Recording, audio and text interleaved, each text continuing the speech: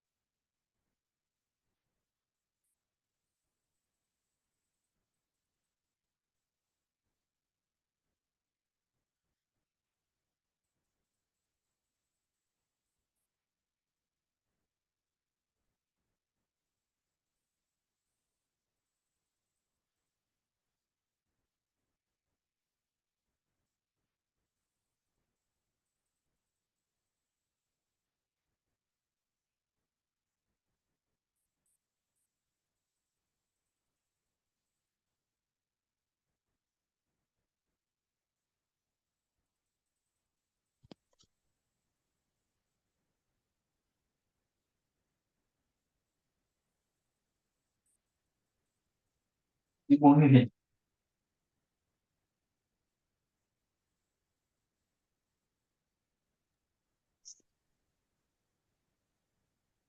look now.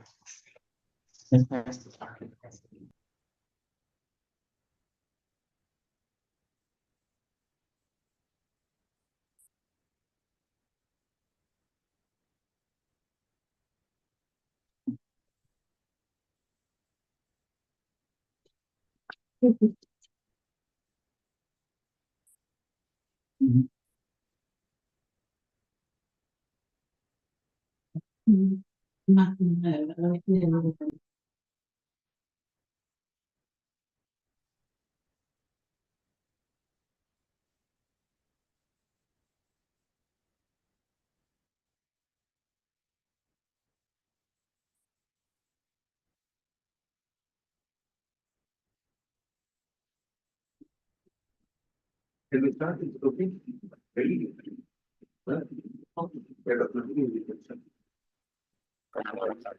one and all present here. On behalf of Yashoda Hospitals, I am honored to welcome you all to the State of Arts STEMI Care Conference. I am delighted to have you join us today to discuss the latest advancements and best practices in STEMI care. Throughout the day, we will explore a variety of topics related to STEMI care, ranging from fundamental definitions and diagnostic techniques to advanced interventional procedures and quality metrics.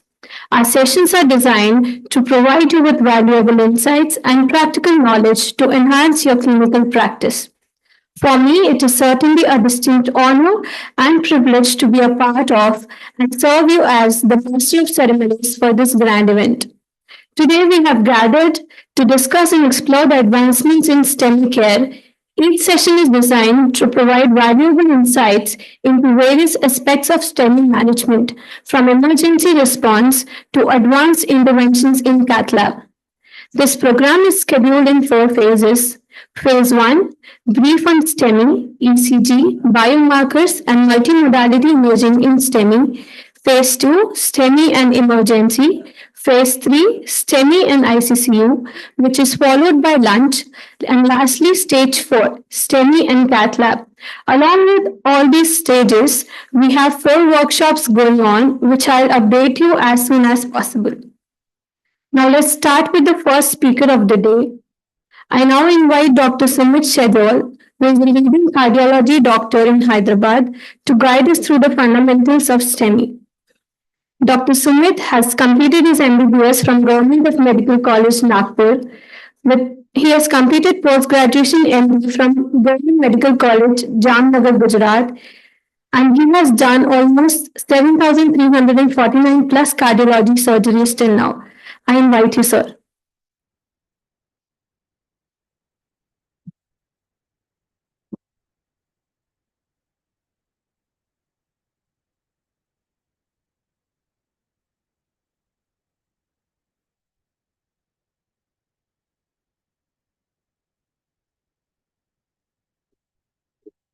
On behalf of Yashoda Hospitals. To start with the topic of STEMI, we'll start with the definition. What is the definition of myocardial infarction? The first the feature of myocardial infarction dates to 1880s. The first definition, universal definition, from our purpose in late 1950s, the first time we found I defined the myocardial infarction and it was a necessity-based, it was used for collateral and to date, the field is still used for epidemiological surveys. The biomarkers in the late 90s and early 2000s, the ACC and ESC, they collaborated and redefined the infarction based on the clinical approach and the biomarkers. And further surfaces of the biomarkers, it was redefined again by Global Task Force in 2007 as a universal definition of myocardial infarction, and with the development of ultra-sensitive markers and very sensitive markers, it was further redefined and reevaluated in 2012 and 18. So, we are about this third almost definition in understanding well, high level just maintenance regarding structure of structure and because of the demand supply mismatch, is the microbial function when there is there is no biomarkers. Either the development or they are going to infection is high some kind of death. Right, for just PCI for the stage process and how the procedure.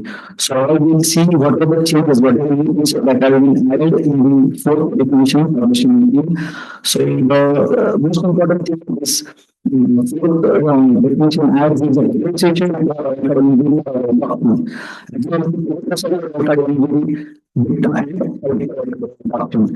so it emphasizes the use of stress, the use of cardiac MRI to define the etiology of cardiac injury as well as toxicity and geographism suspected injury. There are certain updated concepts and there are certain new concepts, and also there are certain new sections that have been added with this definition. So we'll see one by one. So it's a criteria for myocardial injury. So it is a detection of elevated cardiac troponin levels above the reference limit as a myocardial injury. There is a certain acute reason called as parameters. It is an acute sustained it is a criteria for it is a so, account detected by the presence of abnormal biomarkers in the setting of evidence of acute myocardial. So, the evidence of acute myocardial is very important to define the cause of myocardial infarction. This is the most important lectures about differentiate myocardial infarction. So, it is a total spectrum where there are no there is no myocardial injury. With the myocardial levels, it is termed as myocardial injury. And this is present in the clinical evidence of it is associated with the evidence of clinical evidence of acute myocardial infarction or it is known as myocardial infarction. So you can see all these different conditions like heart failure, kidney disease, hypertension, shock, and hypertension. They all can cause myocardial injury as well as myocardial infarction. So the differentiate clinically on the basis of just the opinion is not possible. So we have to see the clinical context as well as the protection of the patient. So the model for interpretation of myocardial injury and infarction. So there are levels of maintaining reference limit of not just the single topic level, but the data that is the part of the topic level is important. So if the topic levels are stable, so the chronic myocardial injury that can be present in structural heart disease like severe AS, severe MR, or PH, or maybe kidney disease. There was some rise as well as followed by the fall of the cardiac troponin levels. But without the evidence of acute myocardial ischemia, it is acute myocardial injury, can present in acute heart failure, myocarditis, and any other cardiomyopathies. When it is associated with the evidence of acute myocardial ischemia, it can be a type 1 or a type 2 MI. When it is associated with atherosclerosis or atherosclerosis, it is a type 1 or it is either a plaque rupture or erosion. It is associated with the clinical evidence of sublime research. It is a type 2, which is there are multiple reasons, maybe tachyarrhythmias, hypertension, hypertension, anemia, and so on. So the quantitative of baseline high sensitivity cardiac troponin levels. This level is also important. So actually, exactly 19 reference limit is this is the this is the which is the number of if I consider the number of people that is considered as a reference limit. So all patients who are stable and going heart failure really supplement disease, they have the levels which are either normal or slightly around levels. So it's the relation of cardiac problem. Either it is 5 times, it is 10 times, or 10 times. It is very important in clinical context because differentiate between myocardial infarction type 1 and type 2. It is very important to understand the absolute size of the cardiac problems as well. So if the cardiac are 5 or 10 times, it is generally a micro level of myocardial infarction, medium myocarditis, embolism, shock, heart failure, hypertensive crisis, or subarachnoid bleed and chemotherapy. The lower acute conjugated in the acute myocardial infarction, which is a medium to size myocarditis, maybe cardiomyopathy. And the levels are in the thousands. It is generally acute myocardial infarction or a severe myocarditis. Not just the same level, but also the delta is also very important. So we'll see how exactly that works. If we do the cardiac problem, first 4 hours or sampling, we will see actual levels of the second sample. So it is that we should consider the clinical presentation of the patient, and accordingly we should consider the time for taking the samples. If I don't have the sample, the patient presents with acute myocardial infarction. The first levels will be the presence of up to 22% of the patient. They have the first drop levels normal if they present within 2 or 3 hours to the hospital. But if we do the second level after 6 or 8 hours, the second levels might be more than 1,000 or maybe 5,000 or 10,000. And as the time progresses, there is again a plateau. So we will get the data or the progress in the level of the problems in the later part of the day. But towards the late stage of the disease, again there will be a little change in the level, and we will something also take sometimes to define it as a myocardial infarction. All about these definitions of type 1 and type 2. At least very should be about 99% correct consideration. Either the symptoms, series of this, or loss of private myocardium or identification of angiography or during biopsy. Type 1 should be awareness of imbalance between oxygen demand and supply supply. Since when the supply mismatch can be due to cardiac microscopic dysfunction or vasospasm, or maybe stab, or maybe it's just supply mismatch. So it is very important to understand the presentation of the type of myocardial infarction. Next, so whether the patient is emergency department, even the patient of chest pain, or he is admitted to the hospital or the post-operative setting, or he is in the ICU. So understanding the clinical context of the patient, whether it is a primary injury or it is whether secondary to other injuries or patients, it is important. There can be, and then according to the mechanism of the type 1, whether it is a pure supply reduction or a demand supply mismatch. Artery disease, it is because of this spasm or dissection or embolism, coronary embolism, or maybe endothelial dysfunctions. Imagine tachyarrhythmia or hypertension. Coronary artery disease, we have to follow the coronary artery disease guidelines. However, if there is no coronary artery disease involved, as severe hypertension, you don't have to treat the figures. Type 2 is very important. Here, the patients they have. But there is a suspicion as well as this is of the patient who are having myocardial ischemia. However, the fundamental diagnose myocardial infarction, that is they are normally suspicion. So why know such a type? This is to differentiate the cases of fatal myocardial infarction who die within first few hours from sudden cardiac death. Sudden cardiac death can be cardiac or can be cardiac because of ischemic and non-ischemic reasons. So to differentiate between these fatal and sudden cardiac death type 3 is important. Then procedural myocardial injury. As I already told, in 2000s, when there was the first established definitions of myocardial infarction, and in 2007, they first came up with this 5 different types of myocardial infarction in 2007 with the. At that time, initially it was thought that the top levels after the procedure, they are benign. post procedure means after CBG or post PCI, the increase in the cardiac troponin was considered to be benign. But with the evidence that they are as prognostic as before the procedure, even the slight increase in the troponin, they were regarded as acute myocardial infarction, and obviously that made the interventional cardiologist angry, and there was a much debate in 2007 regarding the when to consider procedure as a successful one and when to consider as an acute myocardial infarction post procedure. So the ultimate levels of the post procedure, even a single, even the basic level or the baseline levels are normal, then there should be increase in the normal baseline level more than the baseline levels are already high, then there should be an increase of higher knowledge for always it should be a stable or it should be not dropping tighter. And then more than 20% increase, we consider it as a procedural myocardial injury. For IPF, it is the post procedure within 24 hours with at least one value more than 5 times of the maintaining percentile. Which is our demonstration of the loss of cardiac or myocardial.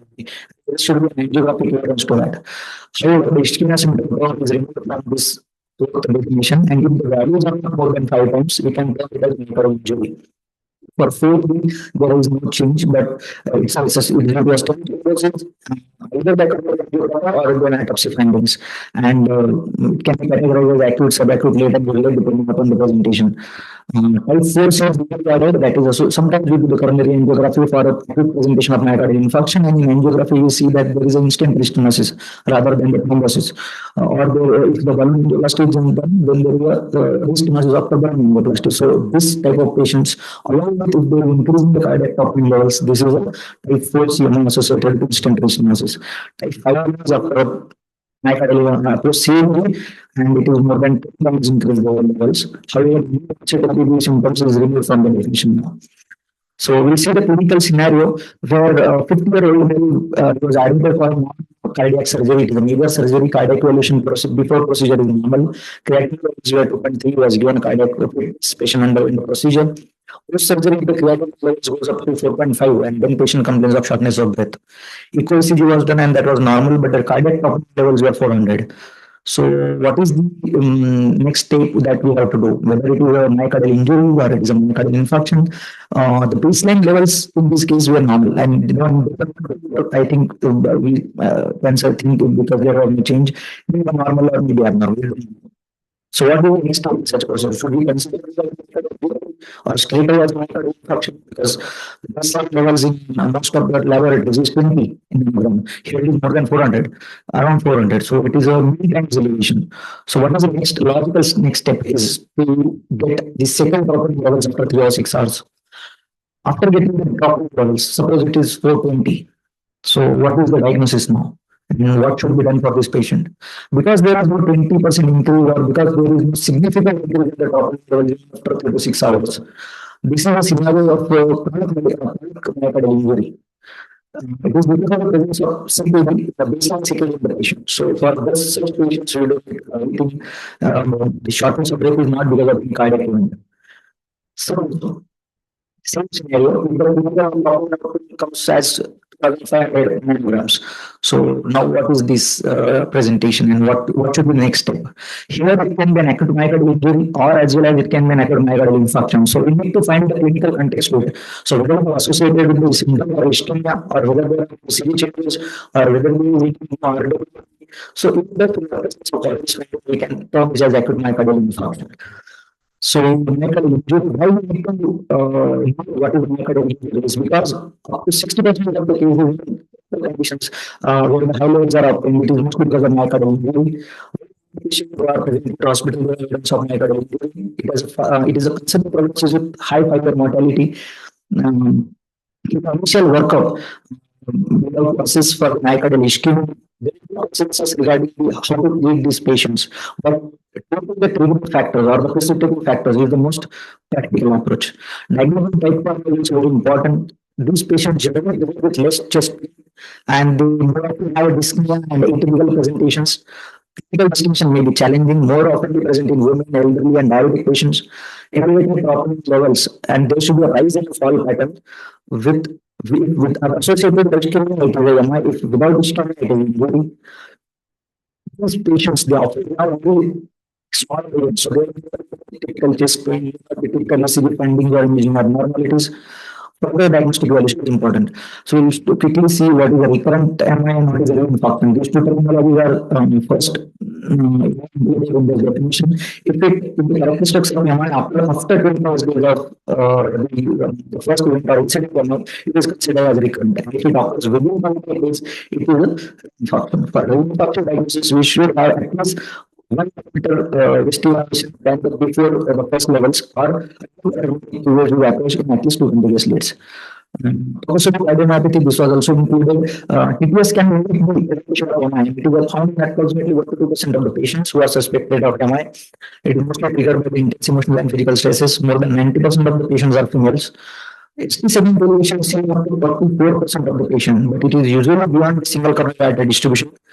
Even though it is associated with stimulation in multiple and severe early systolic dysfunction, the topic levels are not that high as in myocardial infarction. Usually, there is a modest increase in the topic levels, and angiographically, it is normal.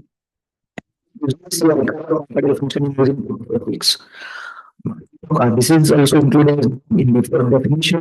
So, diagnosis of is made primarily after immediately after coronary angiography in those patients who are presenting with the features of myocardial infarction, but the angiography came out to be normal with critical stenosis, and the reason for the acute presentation.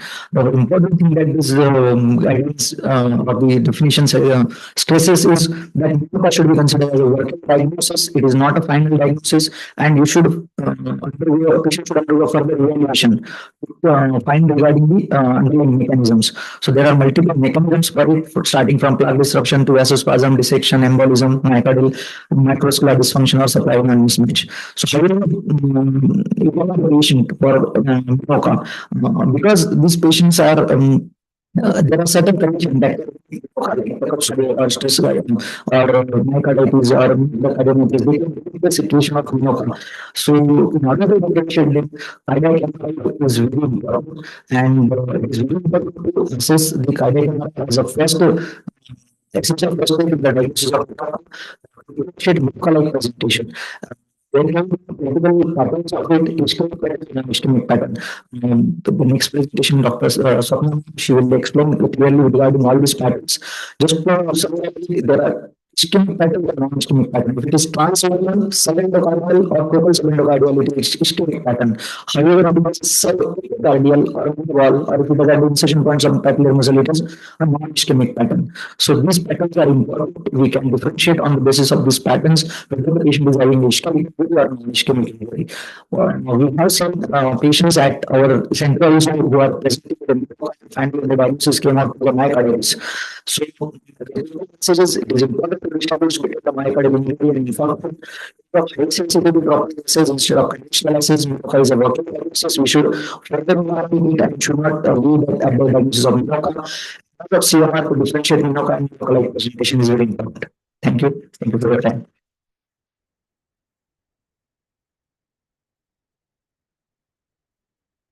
Thank you, sir, for providing an in-depth definition and understanding of STEMI, emphasizing the critical nature of this type of heart attack. I now invite Dr. C. Raghu, Clinical Director and Senior Interventional Cardiologist at Yashoda Hospitals, Secunderabad, for briefing us about the ECG in STEMI.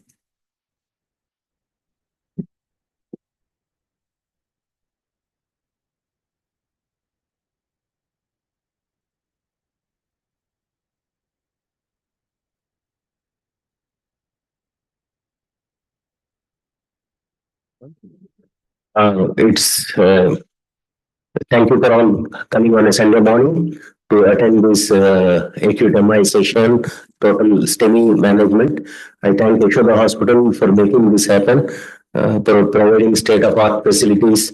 And we have a lot of 3 different workshops dedicated to interventional cardiologists. Now, you forgot about the workshop and I sent you a WhatsApp message.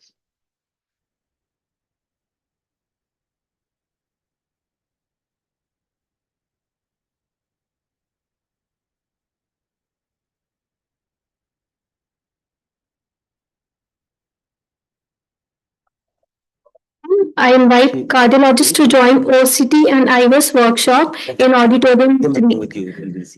One of our staff members will guide you through the lecture hall. Sumit, I think you can. Dr. Bharat Purohit will be taking care of the IVS and OCT. Dr. Sumit Shejol is there. So somebody wants to attend the workshop on IVS and OCT. We have dedicated workstations to learn about OCT and IVS. So it will be a good opportunity when you have a teacher with a very small audience. I think that's the best place for one to learn about these new intravascular imaging, which will remain the cornerstone of practice as we go forward.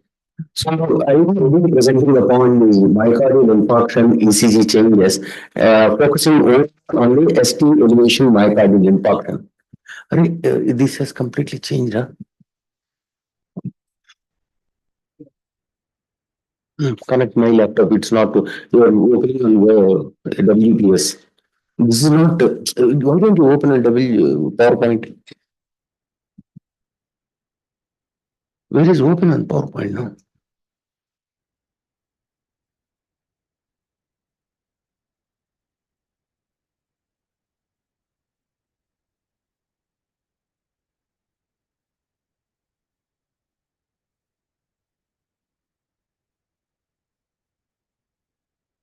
Just go on. You can put it on.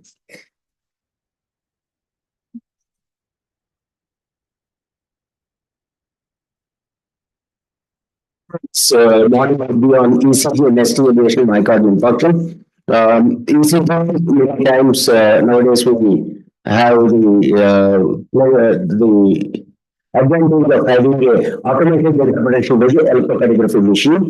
But having said that, if you know, there are a lot of advances on the electrocardiography also. So I have taken up those electrocardiographic advances. So in 2023, the European Society guidelines stop with the differentiation between ST elevation MI and non-ST elevation MI, but instead conglomerated both the entities and put up as a single entity called acute coronary syndrome. So the 2023 guidelines were on acute coronary syndrome. And as is characteristic of the ESC guidelines, they have put up a mnemonic for the ACS. And if you look at the mnemonic for ACS, it stands for abnormal electrocardiogram. So, our fundamentally, when we start evaluating any patient with suspected ACS, you will go on to the ECG, whether the ECG is normal or abnormal. So, the following bit, as Dr. Sumit was telling, the centrality of the clinical context. If the you should take the ECG or the taking into the clinical context as centrality. We can't interpret any laboratory investigation without taking into account the patient's clinical scenario. So, the C stands for clinical context and S stands for the stability of the patient. So, for example, you have a patient in the emergency room. You need to look at all these three parameters to further forward what we are going to do.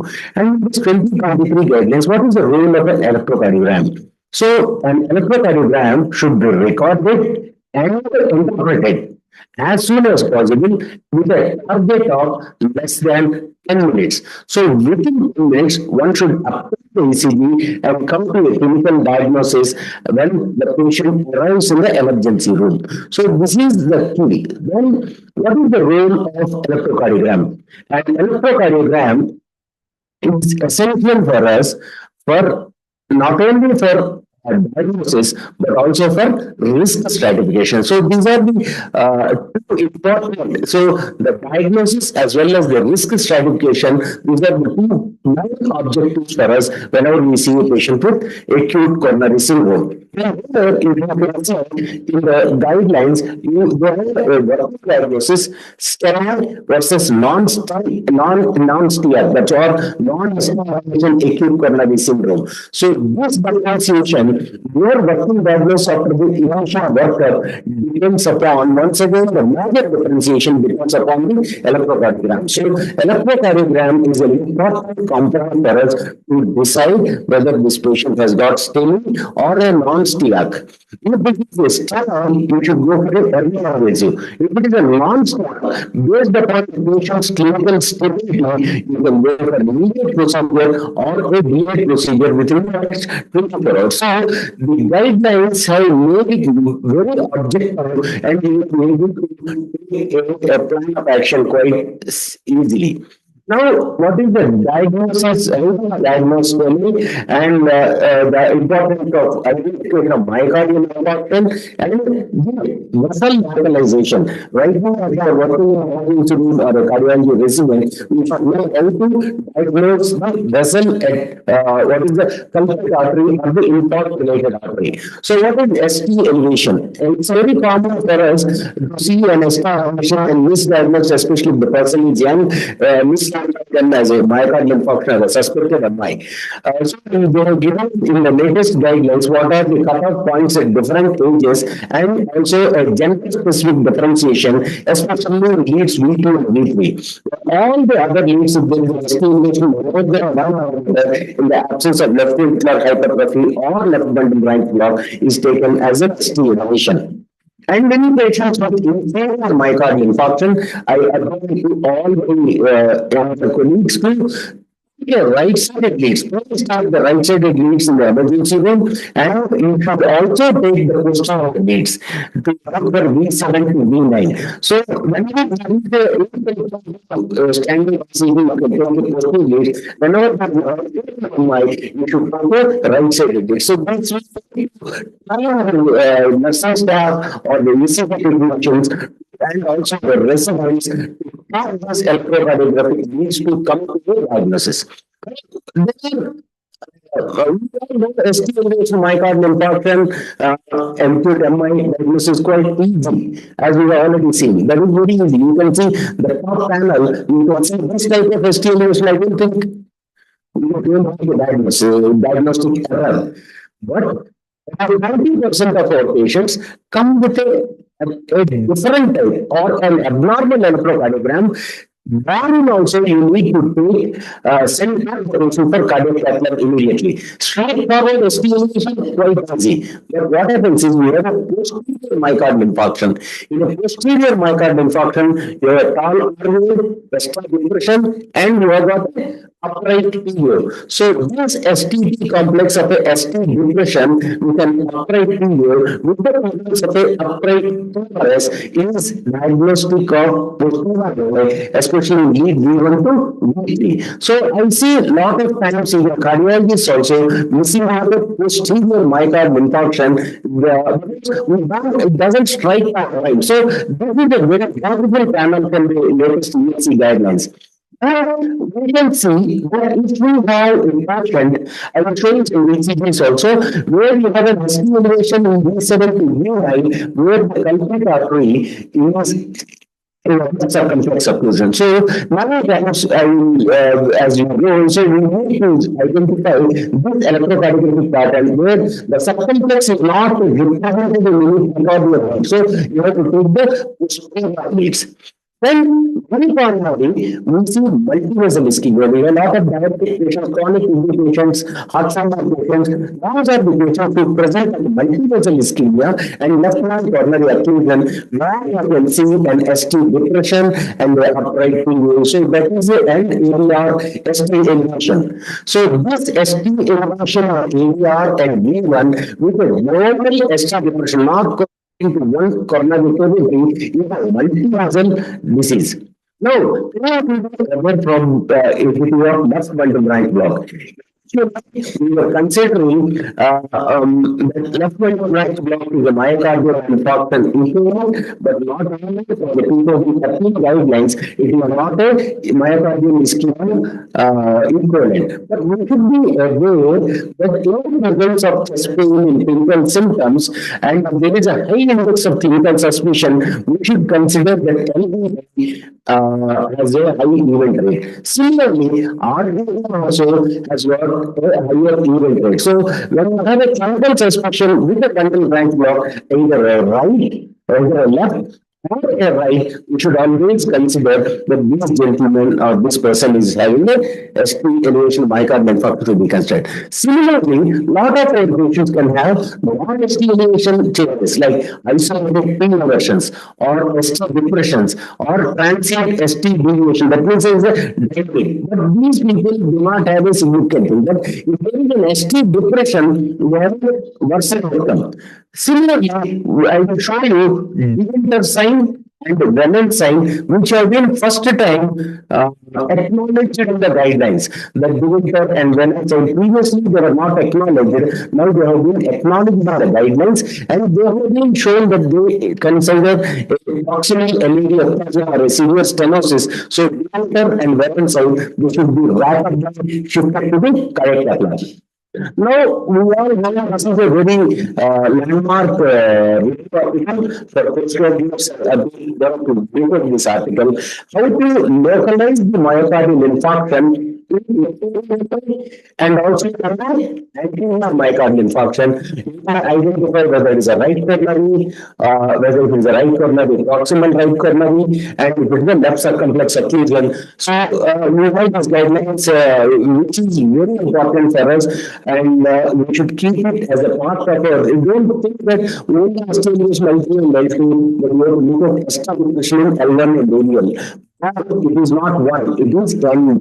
So you should see that both of the parameters you need to look at it and go as per the algorithm. So for example, I would say this patient who has got a chest pain and all of you can detect that there is a ST mutation in L1, AVL, L2, L3 and ADF. So you have got an infero-lateral. But what I would like you to recognize is the prominent R wave, some ST depression and an upright T. If you see an R wave in V2 and V3, you should always consider that there could be a circumflex occlusion. So this here in this artery, the circumflex is the culprit. So whenever you see some subtle changes here with a prominent R wave, it's a very important thing. Sometimes you might not see the classical ST elevation, but still a prominent R wave.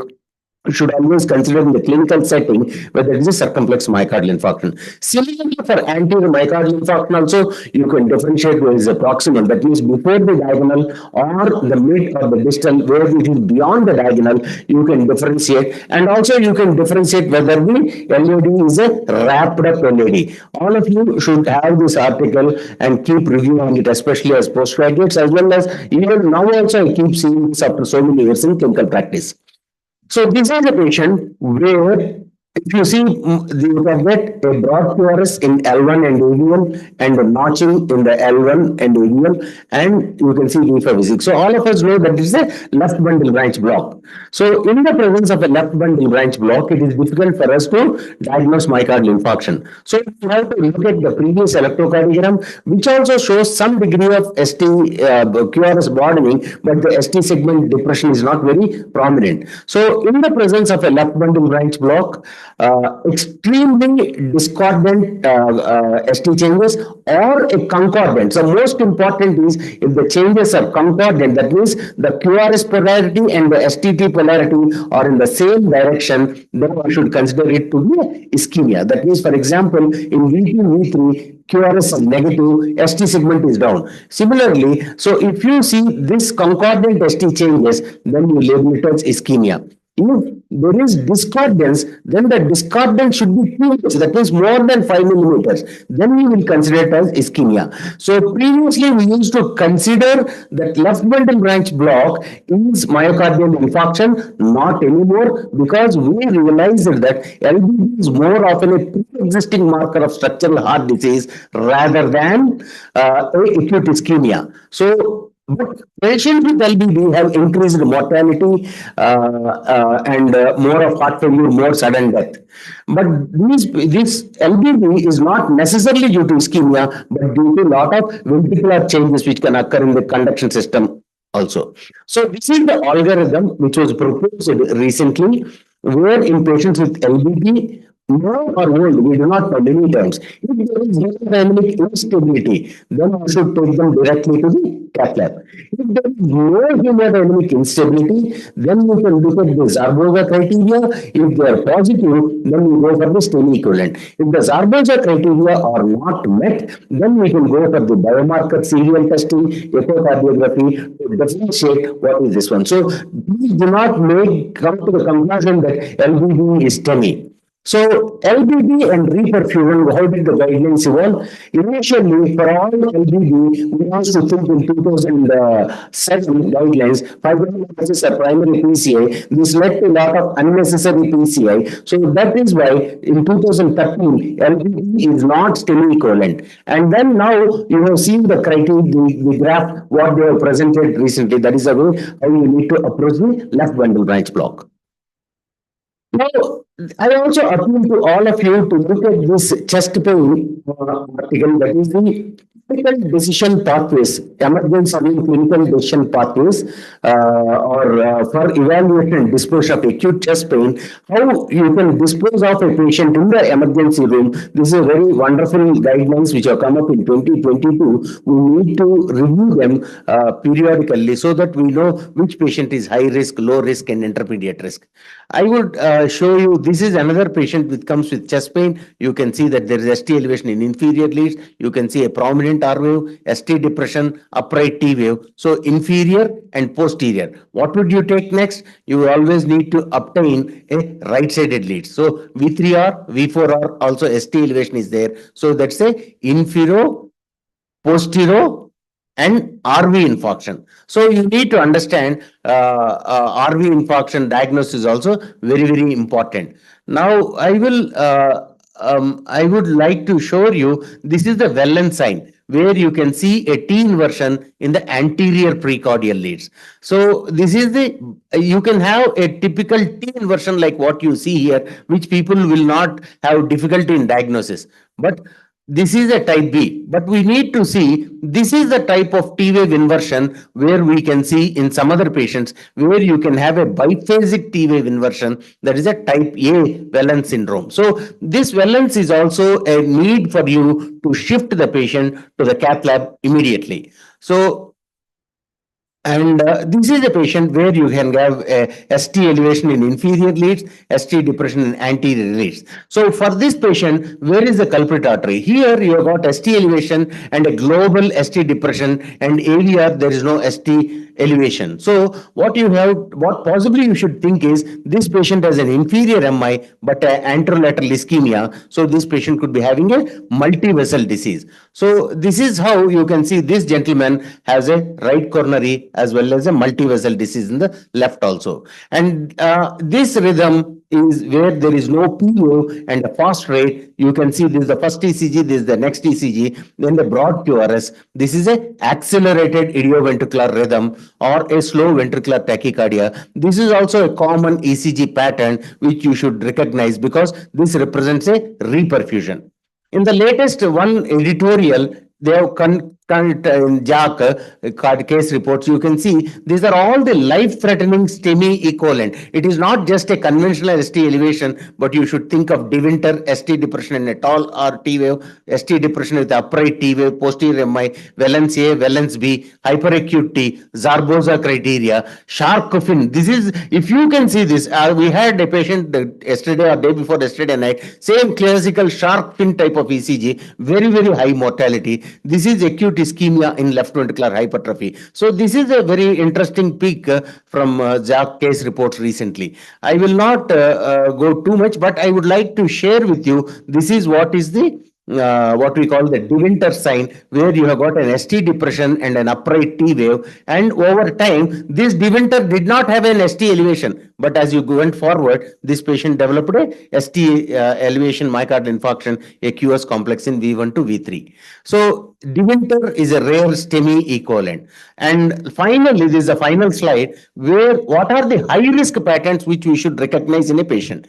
If you see, this is a article which has come up in 2022. They studied about 1,800 patients with acute myocardial infarction, and let's look at the p-value. What is significant? Any person on the ECG, if the heart rate is more than 100, it is high event rate. Any patient who has got AFib on the ECG, that is high complication rate. Any patient who has got a QRS duration, which is more than 120, high event rate. Even a non-specific intraventricular conduction defect, that means 80 to 120 also, it indicates that there is a higher event rate. So let me summarize. You have got a QRS duration, you have got an atrial fibrillation, and you have got a tachycardia. If these are there, they indicate that this patient has got a high risk ECG pattern on the ST elevation myocardial infarction. I think with this I will stop my presentation. End of this session, we will take some questions on biomarkers,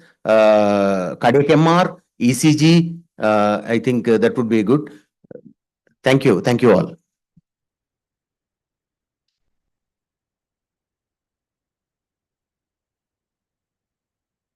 The role of ECG in diagnosing STEMI, highlighting key indicators and interpretation techniques. Moving forward, I now invite Dr. Rathore, who is Group Head Laboratory and Transfusion Medicines in Yashoda Group of Hospitals, for sharing few words on biomarkers in STEMI management.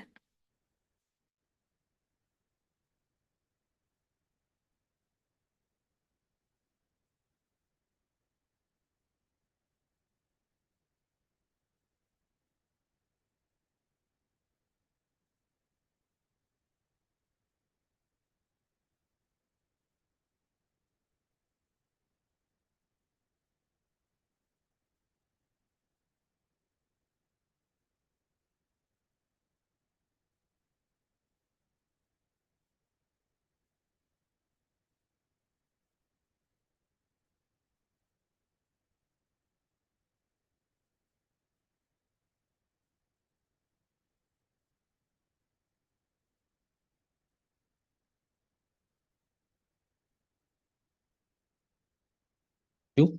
The topic which was given by Dr. Raghu earlier was biomarkers in STEMI management, but it was changed to role of high sensitivity cardiac troponin in MI management. So you are aware that there are multiple studies and guidelines, and the universal definition of myocardial infarction have emphasized on the usefulness of cardiac troponin in the diagnosis of myocardial infarction. 2021 guidelines for the evaluation and diagnosis of acute chest pain explained the need for HS troponin implementation as an additional support tool for the clinical acumen. In this acronym, you can see the A stands for high sensitive troponin, which is the preferable markers. So along with the clinical manifestations, signs and symptoms, cardiac biomarker HS-TROP is an additional tool in the diagnosis of myocardial infarction.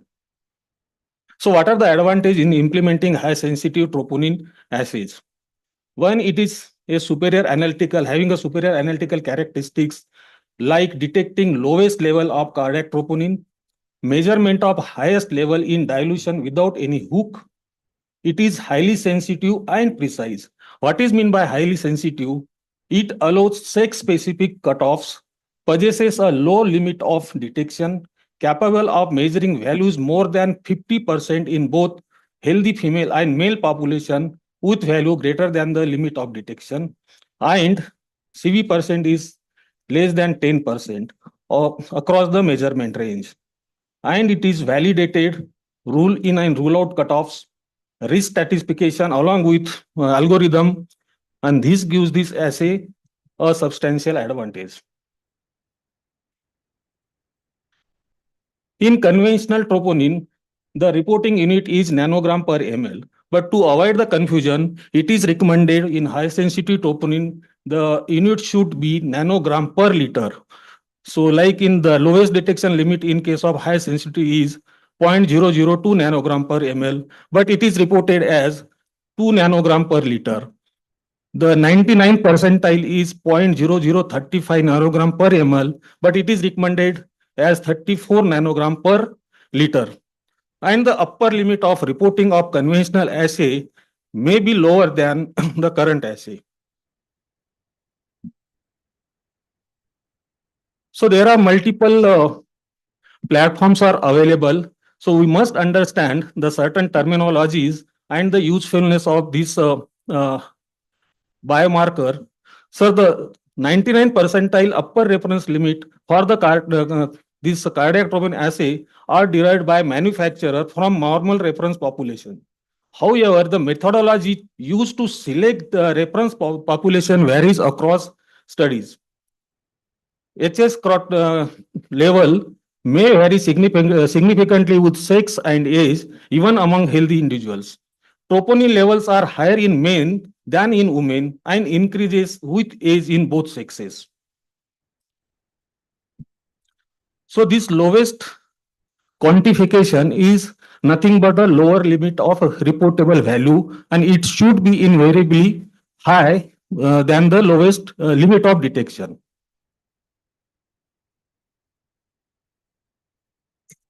So what is the utility of high sensitivity in troponin uh, in the case of unstable angina?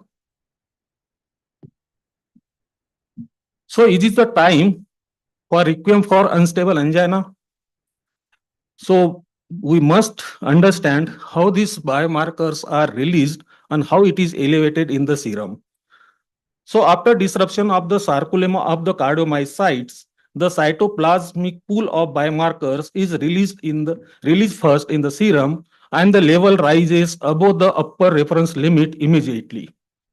This is followed by protracted release from the disintegrating actin that may continue for several days, and the cardiac troponin level rises 20 to 50% times more than the upper reference limit in case of acute myocardial infarction.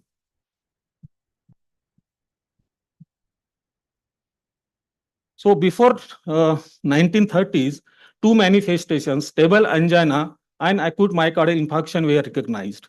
Patients in the gray zone between stable angina and AMI, that we now call unstable angina, were described 75 years ago and at first appeared to be quite rare. Over the next half century, they were recognized with increasing frequency, and by 25 years ago, about one half of all patients with non-ST elevation ACS were considered to have unstable angina. However, use of even more sensitive biomarkers of myocardial necrosis, especially cardiac troponin, has steadily chipped away at the fraction of patients with non-ST ACS without myocardial infarction, who therefore are still considered to have unstable angina. Dr. Bonwald, positioned in this article, stated in 2013 that in the next few years, there will be likely much more wider use of higher sensitivity assay like cardiac troponin and acceptance of the universal definition of myocardial infarction. So the unstable angina is likely to be further marginalized. So has not the time arrived to prepare a requiem for unstable angina? So unstable angina is decreased, but it is not extinct. Even in the contemporary trials, had a significant percentage of unstable angina patients are detected. Most of these patients labeled as unstable angina are not the low risk group, but instead are the intermediate risk group. These patients can be better risk stratified by the high sensitivity troponin testing. So it is important to note that despite improved sensitivity, in case of very early acute AMI, the sensitivity is low. That is why the guidelines insist that if the patient presents very early in acute AMI, we should not exclude AMI based on single value. In fact, 10 to 20% cases of acute AMI have negative troponin value on arrival. This is the illustrated figure. Here you can see in very early presenters, it is hard to detect the delta value. In such cases, serial measurement after 2 to 3 hours is advisable.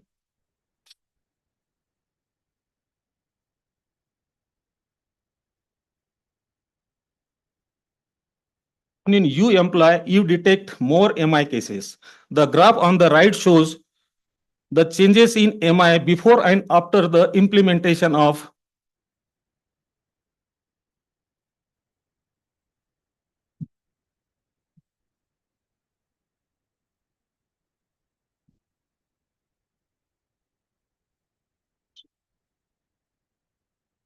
before and after the implementation of HS drop based on the final diagnosis.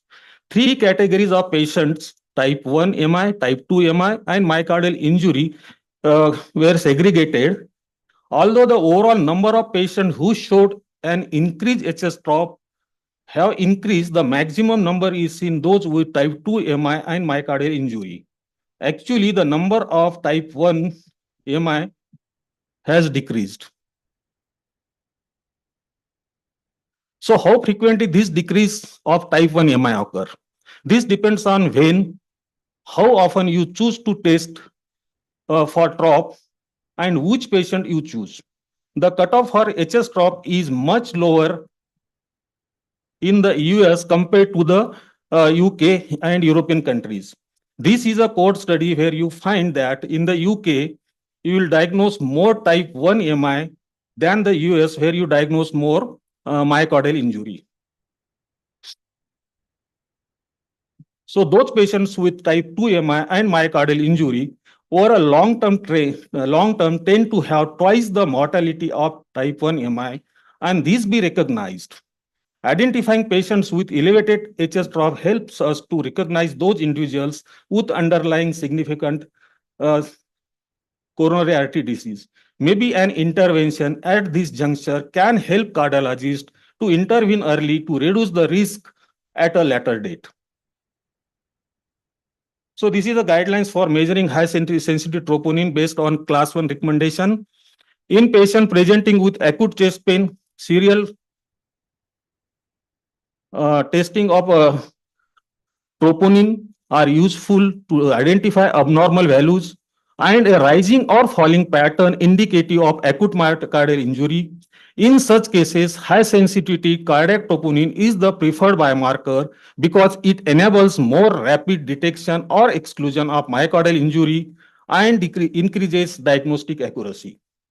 Clinicians should be familiar with the analytical performance and the 99th percentile upper reference limit that defines myocardial injury for the troponin assay used at their institution. With the availability of cardiac troponin, the role of CKMB and myoglobin are found to be not useful for the diagnosis of acute myocardial injury. So this high sensitivity cardiac troponin are increased in multiple conditions, right from myocardial injury related to acute myocardial ischemia, myocardial injury related to acute ischemia resulting from oxygen supply demand imbalance, other causes of myocardial injury without coronary artery disease, either cardiac related or multifactorial systemic or indeterminate, like in case of sepsis, pulmonary embolism, and also in COVID. The false positive rates are very, very rare, and it is mostly attributed to pre-analytical stages. Troponin is cardiac specific, but it is not disease specific, a point which we must recognize. Although we identify many patients with elevated troponin, for the cardiologist, it poses a nuisance value and a diagnostic dilemma. This led to these troponin elevations being labeled as either tropanosis, troponin leak, and we need to recognize that even minor elevation of troponin is associated with increased adverse cardiovascular events. Heart registry showed that with the type 1 and type 2 MI, but without significant coronary artery disease, had very low mortality rates. Those with type 2 MI had substantially higher mortality rate of non-cardiovascular cause of death. Another European registry also showed similar data indicating coronary artery disease is an important driver for events. Even though there are no recommendations for performing additional diagnostic testing for in case of type 2 MI, it is essential to consider that ischemia as a cause is important. So over the period of time, there is a evolution in the algorithm of rule out based on the troponin measurements. So this European Society of Cardiologists guidelines have provided class 1 recommendation for the TROP since 2011. In 2020, European Society guidelines recommended 0 and 1 hour and 0 and 2 hour early rule out algorithm with class 1B recommendation. The recommendation also provides assay-specific risk stratification concentration thresholds that are helpful to the clinician. One has to understand, one has to note that the time of onset of symptoms should be more than 3 hours. So rule out is also having some problems or fallacy in some patients, like in case of renal failure or patients more than 75 years of age, as the rule out is challenges as they have slightly elevated troponin values. So even this high sensitive troponin is implemented very late in US, but still over a period of time there is a increase in the implementation of this SCV, high sensitive troponin. Sensitive troponin impact diagnostic testing in emergency department. The data from Mass General and Mayo community indicates that despite the implementation of high sensitivity troponin, the rate of subsequent diagnostic testing remained the same or slightly reduced. So the concentration of HS troponin is directly proportional to the severity of myocardial infarction or myocarditis. The broader differential diagnosis associated with lower range elevation of HS troponin begins to narrow as concentration increases.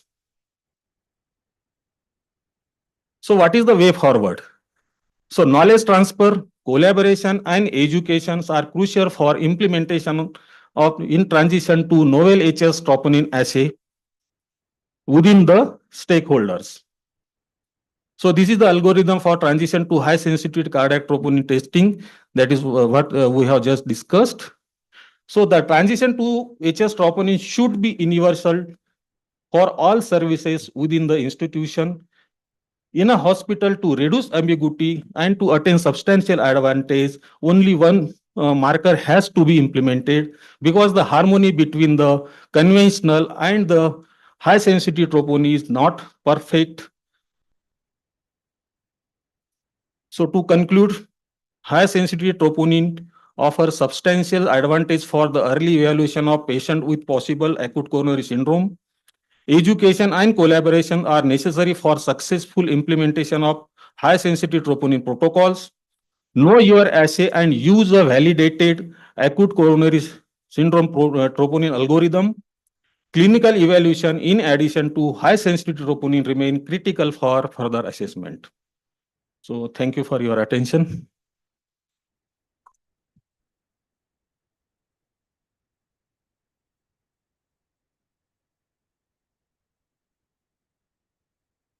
The significance of biomarkers in the management of STEMI, detailing how they guide diagnosis and treatment.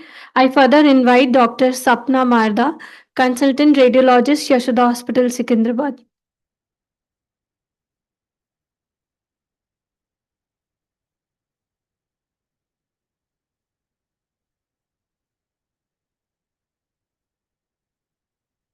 All. At the outset, I thank Yashoda Hospitals and Raghu sir for giving me this opportunity. Radiology, cardiac imaging, by itself, it is a subspecialty in radiology now. And coming to cardiac MR, I can say that there are many radiologists who don't know to read a cardiac MR. So also, I believe it would be in cardiology department, except for few experienced ones, it would be really not everyone is used to seeing the images of cardiac MR. Radiology, it is basically different shades of gray that range from black to white. We try to see those images and interpret them. There are some shades of, there are some colors in between, but most of it would be shades of gray. what I have done is I've taken 6 cases wherein the cardiac MR has helped in diagnosis and management of the patients.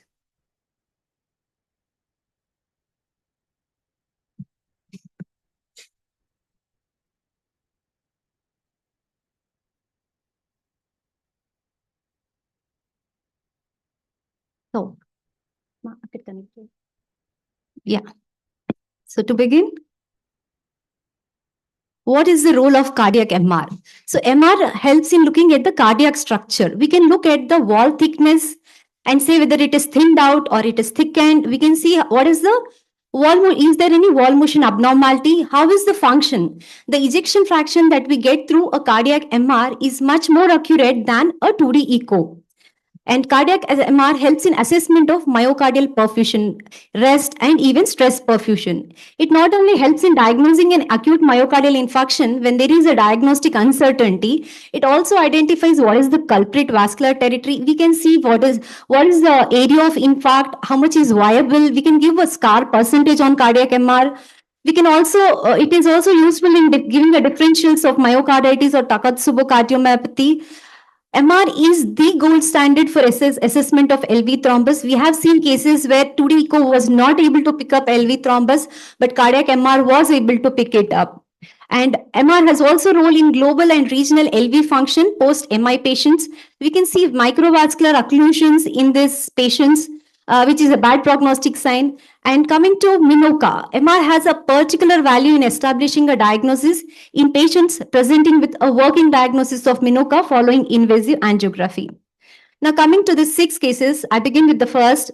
This is a 69-year-old patient who is already a known case of coronary artery disease. He had inferior wall MI, was already stented. Now he came with history of left-sided chest pain and shortness of breath. He presented to an outside hospital where in ECG they found that there was ventricular tachycardia. He was given some medication, was put on antiplatelets, and then sent for further management to our hospital. When we looked at his past history, we saw that there was PTCA done to LCX, PTCA was done to RCA, and also there was a recent 2021 angio which showed that there was complete RCA, proximal RCA occlusion. There was LCX patent stent.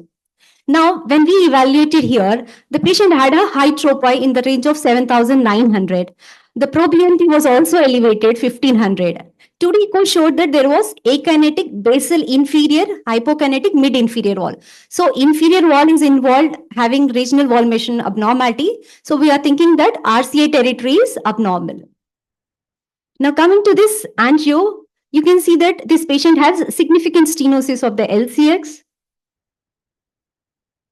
LAD looks more or less okay. There's no significant stenosis in the LAD.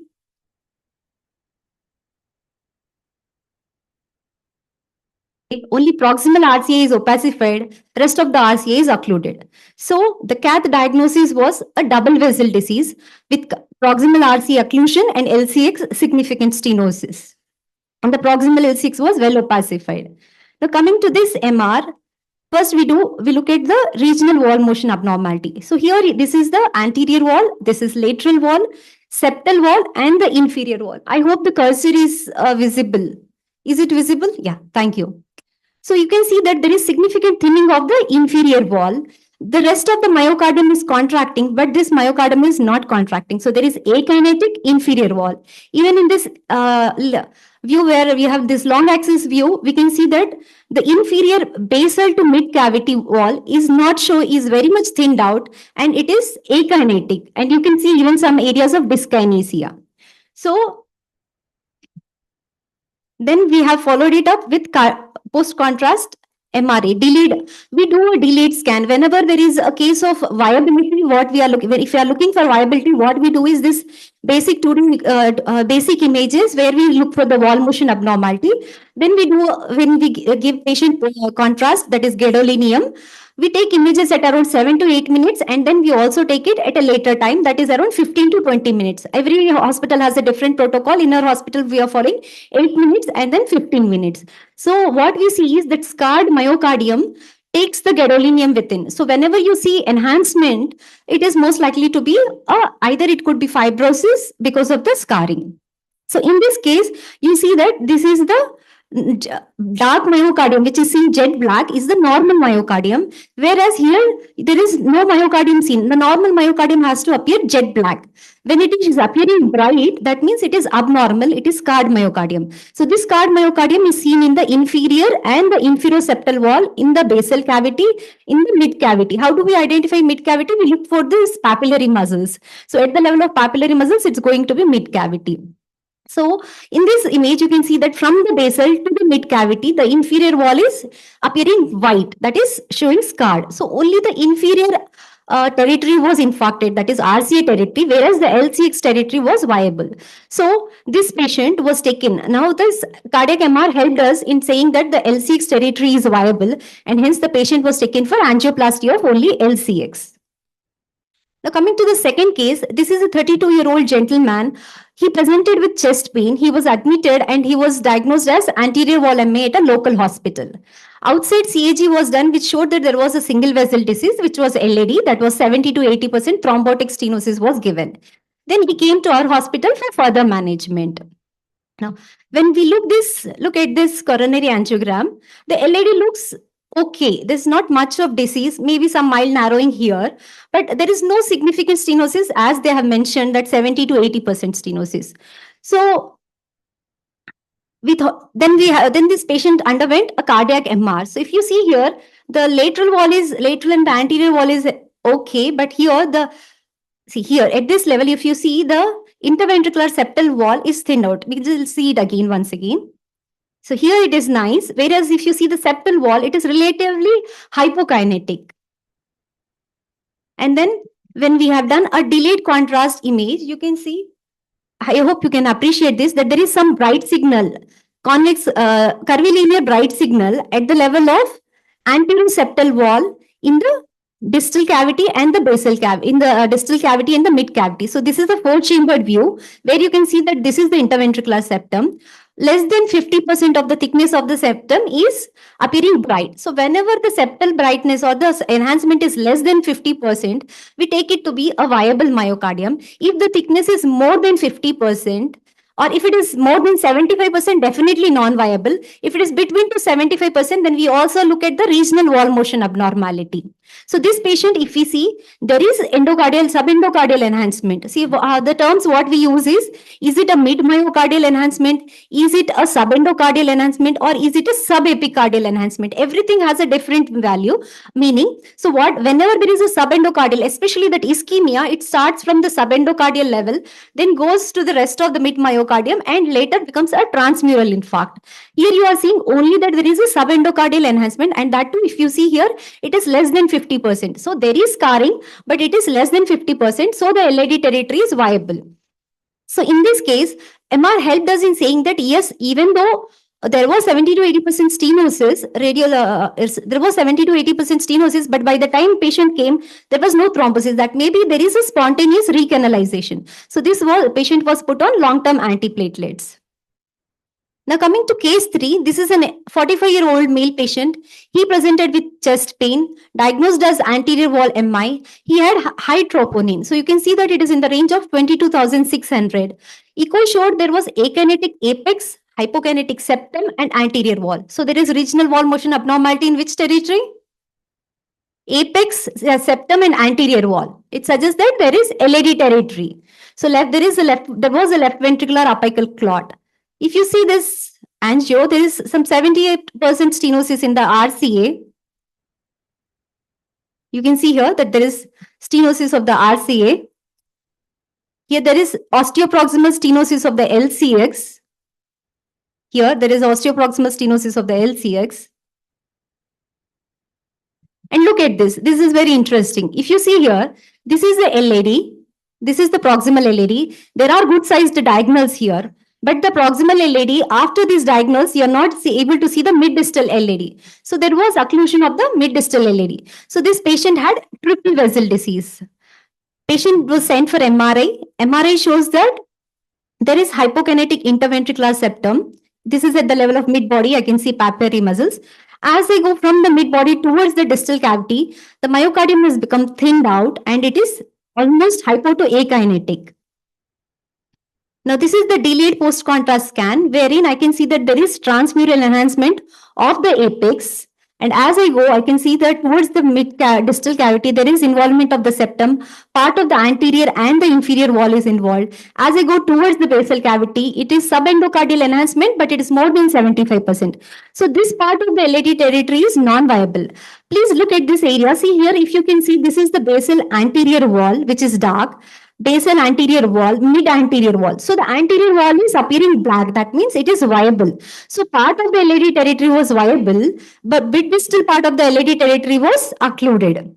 The same thing is again represented here in the fourth chamber view. You can see that there is bright here enhancement. So you are seeing the apex and the interventricular septum is scarred, whereas only the part of a anterior septal wall and part of the basal wall, anterior wall is viable. Also, I want you people to look at this image. You can see that there is a left ventricular thrombus. You can see this as a filling defect here. So, as I said, MR is the modality of choice when we were looking for LV thrombus. So, we have given this as non-viable part of the LAD territory except for the basal anterior wall. And now with correlation with CAG, we know that why the proximal basal part is viable. It's because of the proximal LAD and the diagonals, good sized diagonals. So the distal LAD was non-viable and hence we avoided revascularization of the LAD. Now coming to case 4, this was an elderly patient who presented with acute heart failure. He had atrial fibrillation with fast ventricular rate. Troponin was mildly elevated around 22. His pro-BNP was elevated, which was 765. On echo, there was dilated left atrium, left ventricle. There was akinesia of the apex, hypokinesia of the inferior septal wall. And also there was involvement of mid and basal inferior wall. So taking into this, you know that LAD territory, that is apex, septal and anterior wall are involved. Because mid and basal inferior wall is involved, it is RCA territory. So there was clinically, there was suspicion, ECG, echo-wise, there was suspicion of vessel involvement. But the patient underwent outside CAG, which said that there was LMCA with triple vessel disease. We don't have the CAG images. Patient was sent for cardiac MR. Here we can see that there is some hypokinesia of this septal wall, especially in the basal cavity. As you go towards the apex, the ventricle appears more or less okay. All the walls appear okay. So even if you look at the diameter of this left ventricle, you see that it is dilated, especially this wall is showing this hypokinesia. So we have done a post-contrast enhancement. If you can see here, there is enhancement. You are not able to see the dark myocardium. It is only seen only in the outer portion. So more than 75% thickness of the myocardium is showing enhancement, especially in the basal to mid cavity. So more than 75% thickness enhancement from basal to mid cavity involved in the inferior wall. So it is only RCA territory infarction. But if you see at the LCX territory or because there was even the LAD territory, there is no enhancement. So the LAD territory is viable. Only part of RCA territory was non-viable. Hence, MR helped in planning revascularization. This patient was sent for CABG. He has underwent CABG and is now doing well. Now, these last 2 cases are very interesting. This is a 20. Till now, what you have heard is you already know. See, MR is useful in cases of to know the viability. Whenever there are multiple territories are involved, you want to know which territory is already infarcted. You would avoid that territory and you would revascularize the territory which is still viable. Now, these 2 cases are a little different in that this 29-year-old gentleman presented with retrosternal chest pain. ECG showed that there was ST elevation in lead 2, 3 and AVF. Troponin was in the range of 11,000 and BNP was normal. 2D echo did not show any regional wall motion abnormality. So if you see here, I think you people can better interpret ECGs. So you can see here there is ST elevation in lead 2, lead 3 and in AVF. So clinically there was diagnosis of probably there could be some inferior wall MI. This patient, we have done a CAG here in our hospital. And if you look here, LAD looks okay, LCX looks okay, and the RCA looks okay. So at least you know that there is no significant stenosis in any of the 3 major vessels. So they have given CAD insignificant, probably a Prince major angina or a recanalized RCA was that. Then patient was sent for cardiac MR. If you look at the cardiac MR looks, the regional wall motion abnormality, there's no regional wall motion abnormality. You can see ventricle is contracting well. You can still again see the images again.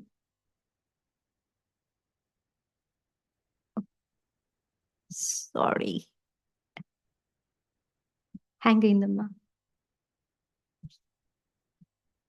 So what happened is this patient had only just mild interventricular septal hypokinesia. That's it. Otherwise, the motion there was no regional wall motion abnormality. Sorry for this.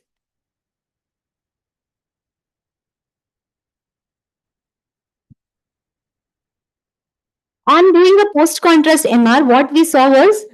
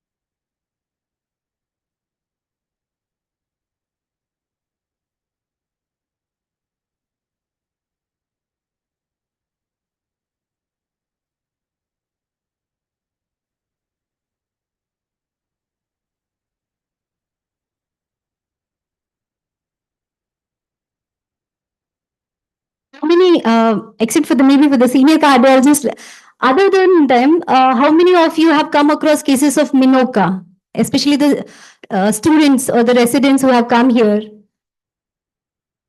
Have you come across cases of Minoka clinically? Clinical diagnosis was Minoka. And how did you evaluate those patients? Can anybody say your experience?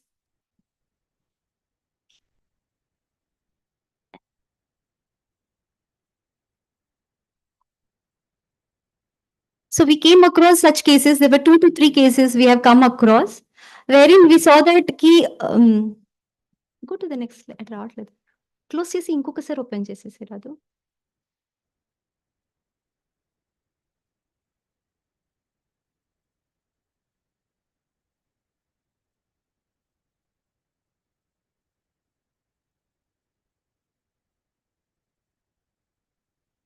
Thought that it could be Minoka, basically myocardial infarction with non-obstructive coronary arteries. So we came across 2 cases wherein we thought one case was just, it could be MI, but it turned out to be.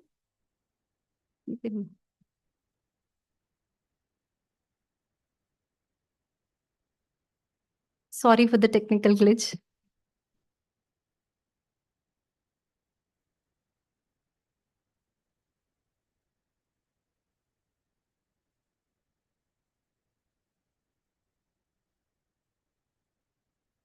I have to go to.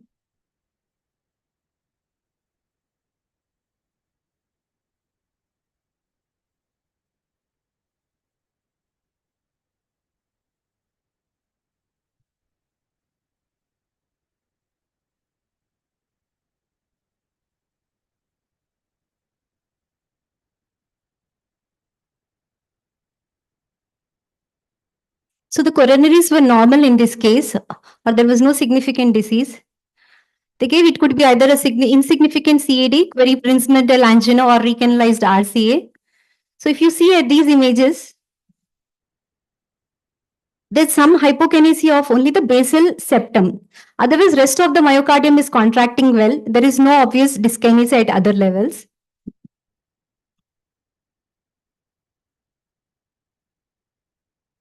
This is the delayed post-contrast images. So what we can see that there is white signal, that is transmural enhancement in the inferior septal wall, part of the inferior wall. And if you can observe, there is some enhancement even in the inferior wall of the right ventricle. So this corresponds to RCA territory. So there was infarction in the distal part of the RCA, in the part of RCA territory. Not only that, we also observed that there was some subendocardial enhancement in the basal anterior wall. There was some near transmural enhancement in the lateral wall. So there were 3 different territories. So I discussed with Raghu sir. He said, good, I'm not able to come to a conclusion, sir. There are 3 areas that are involved and you say that CAG is normal. Then he said that it could be because of coronary spasm. And this was later, because of this, he was treated as antiplatelet. I was given antiplatelet therapy. So this is a case of Minoka wherein there was elevated tropi. The ECG, including echo, was normal. There was no regional wall motion abnormality. There was no significant disease in CAG. But MR could detect infarct and diagnose it as Minoka. So here comes the role of MR in patients of Minoka. Now, this is another interesting case. This is a 36-year-old male patient. He also presented with left-sided chest pain. If you look at his stroke, it was elevated. It was 3,400. ProBNP was normal. Echo showed some mild hypokinesia of the apex. Other than that, there was nothing significant. CAG was done. CAG also did not find anything abnormal. So you can see that, sorry. But the CAG was normal. There was no significant disease. So clinical diagnosis, provisional diagnosis was it could be Minoka. So then the patient was sent for cardiac MRI. And if you see at the cardiac MR, there is normal movement of the myocardium. There is no regional wall motion abnormality. And then we did. If you look at these images, this is a stir or a fat suppressed image where if you see the rest of the myocardium, if you compare the inferior wall with the rest of the myocardium, this is appearing little bright.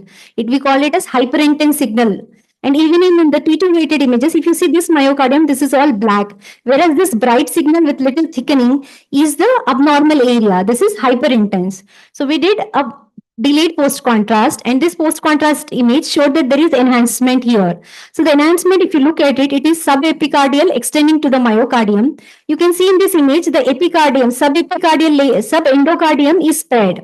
So there is a subepicardial to mid-myocardial enhancement with sparing of subendocardium, I'm sorry. So once we know that endocardium is spared, it is unlikely to be ischemic cause. It has to be something else. So it is either an infective or inflammatory cause. We diagnosed it to be myocarditis. So here in this case, a patient was put on regular medical management. So this is a case of Minoka, which helped cardiac MR helped us in differentiating it from infarction, that it was not infarction but myocarditis. So just a few words about Minoka. It is the criteria for diagnosis. Minoka is acute myocardial infarction, coronary angiograph showing no significant stenosis. It should be either less than or equal to 50%. No alternate diagnosis. So now European Society, American College of Cardiologists, they suggest that whenever there is a clinical provisional diagnosis of Minoka, the patient should be further evaluated with CMR because it helps in confirming or at least ruling out the diagnosis. So the most differential diagnosis of Minoka, the causes are probably either a plaque disruption or coronary vasospasm. As in our case, we were suspecting it could be coronary spasm. It could be either embolism, thrombus, spontaneous coronary artery dissection, or microvascular dysfunction. So the coronary microvascular dysfunction is the hallmark of the all Minoka subtypes. This is another article which was recently published. They have done a follow-up of 252 patients who were provisionally diagnosis of Minoka. They were followed up for almost 10 years. Here, the first cardiac MR was done, and then they have seen that in more than 50% of the patients, cardiac MRI ruled out Minoka. The enhancement or the pathology was not infarction, but it was either myocarditis or non-ischemic cardiomyopathy. Only in 25% of the patients, it was myocardial infarction, and in the rest, it was normal CMR. It not only helped in diagnosis, but it also helped in prognostication. If you see at this graph, with years on the x-axis and major adverse cardiac events in the y-axis. If you see a patient having a normal cardiac MR, this orange one is the normal cardiac MR, has less risk of major cardiac events. But if you look at the patients with myocarditis or myocardial infarction or non-ischemic cardiomyopathy, the risk of major adverse effects is much higher, especially it was more for non-ischemic cardiomyopathy. So thus CMR not only helps in diagnosis but also in prognostication. So we have seen 6 cases. One case was double vessel disease where RCA LCX was involved, which was showing significant stenosis. MR showed that only RCA was non-viable, so LCX was revascularized. The second case, patient had single vessel disease. It was already recanalized by the time patient had presented to us, but MR showed that there was subendocardial infarction, but still the territory was viable, so patient was only put on medical management. The third case was a triple vessel disease where the LAD was non-viable, so there was no revascularization done for LAD. Fourth patient was a patient with heart failure with triple vessel disease. Only part of the RCA was non-viable, rest of the territories were viable. So he was guided for revascularization and he underwent a CABG. Last two cases were those of Minoka, where in one case it confirmed that it was Minoka, and in the other case it was said that it was not Minoka, it was actually myocarditis. So now cardiac MRI, as I said, it is a subspecialty by itself. Not all radiologists know to interpret. We are also in the learning process. And thank you so much to our cardiologists who give us this opportunity. Because of the discussions we have with them, we get to learn a lot. Thank you so much, sir. Thank you for the opportunity. It's teach and learn. Thank you.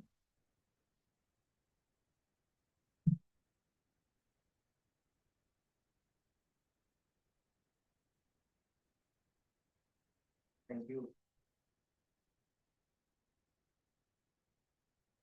With Dr. Rajkumar and Dr. Sapna for this session on diagnosis of acute myocardial infarction. We covered the various facets in the diagnosis of acute myocardial infarction. We opened this session for discussion and for diagnosis on troponins, new STEMI definition, and also on the MR. And you can understand like centers like Yashoda, where with the availability of a multimodality imaging, how we collaborate with our radiologists and label people with different diagnosis. Otherwise, most of these patients are on dual antiplatelets for life labeled as myocardial infarction. But instead, when we start doing the MR for all these patients, we know that the diagnosis might look, what is the point of diagnose myocarditis and all, but it makes a lot of impact on the patient. We have a clear-cut diagnosis of MI versus myocarditis or MI versus non-ischemic cardiomyopathy. So it makes a lot of difference for the patient and the management plan. And implementation of high sensitive troponin, how we can go forward in implementing across the hospital involving all the stakeholders, Dr. Rajkumar has taken up, and Dr. Sumit had nicely spoke about myocardial injury versus myocardial type 2 MI versus type 1 myocardial infarction, and how to make a modern definition of myocardial infarction, how we can implement into our clinical practice. I would encourage people to ask questions with the eminent faculty being here, so that we can understand how we can replicate these practice patterns into our day-to-day practice. Yeah. Congratulations, all speakers have done well. This is regarding Rathod. Can you give more details? What exactly the 99% of mean, that is?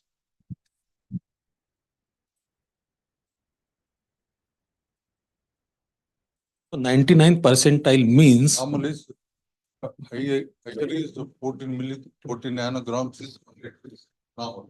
What is exactly 99%? so Present with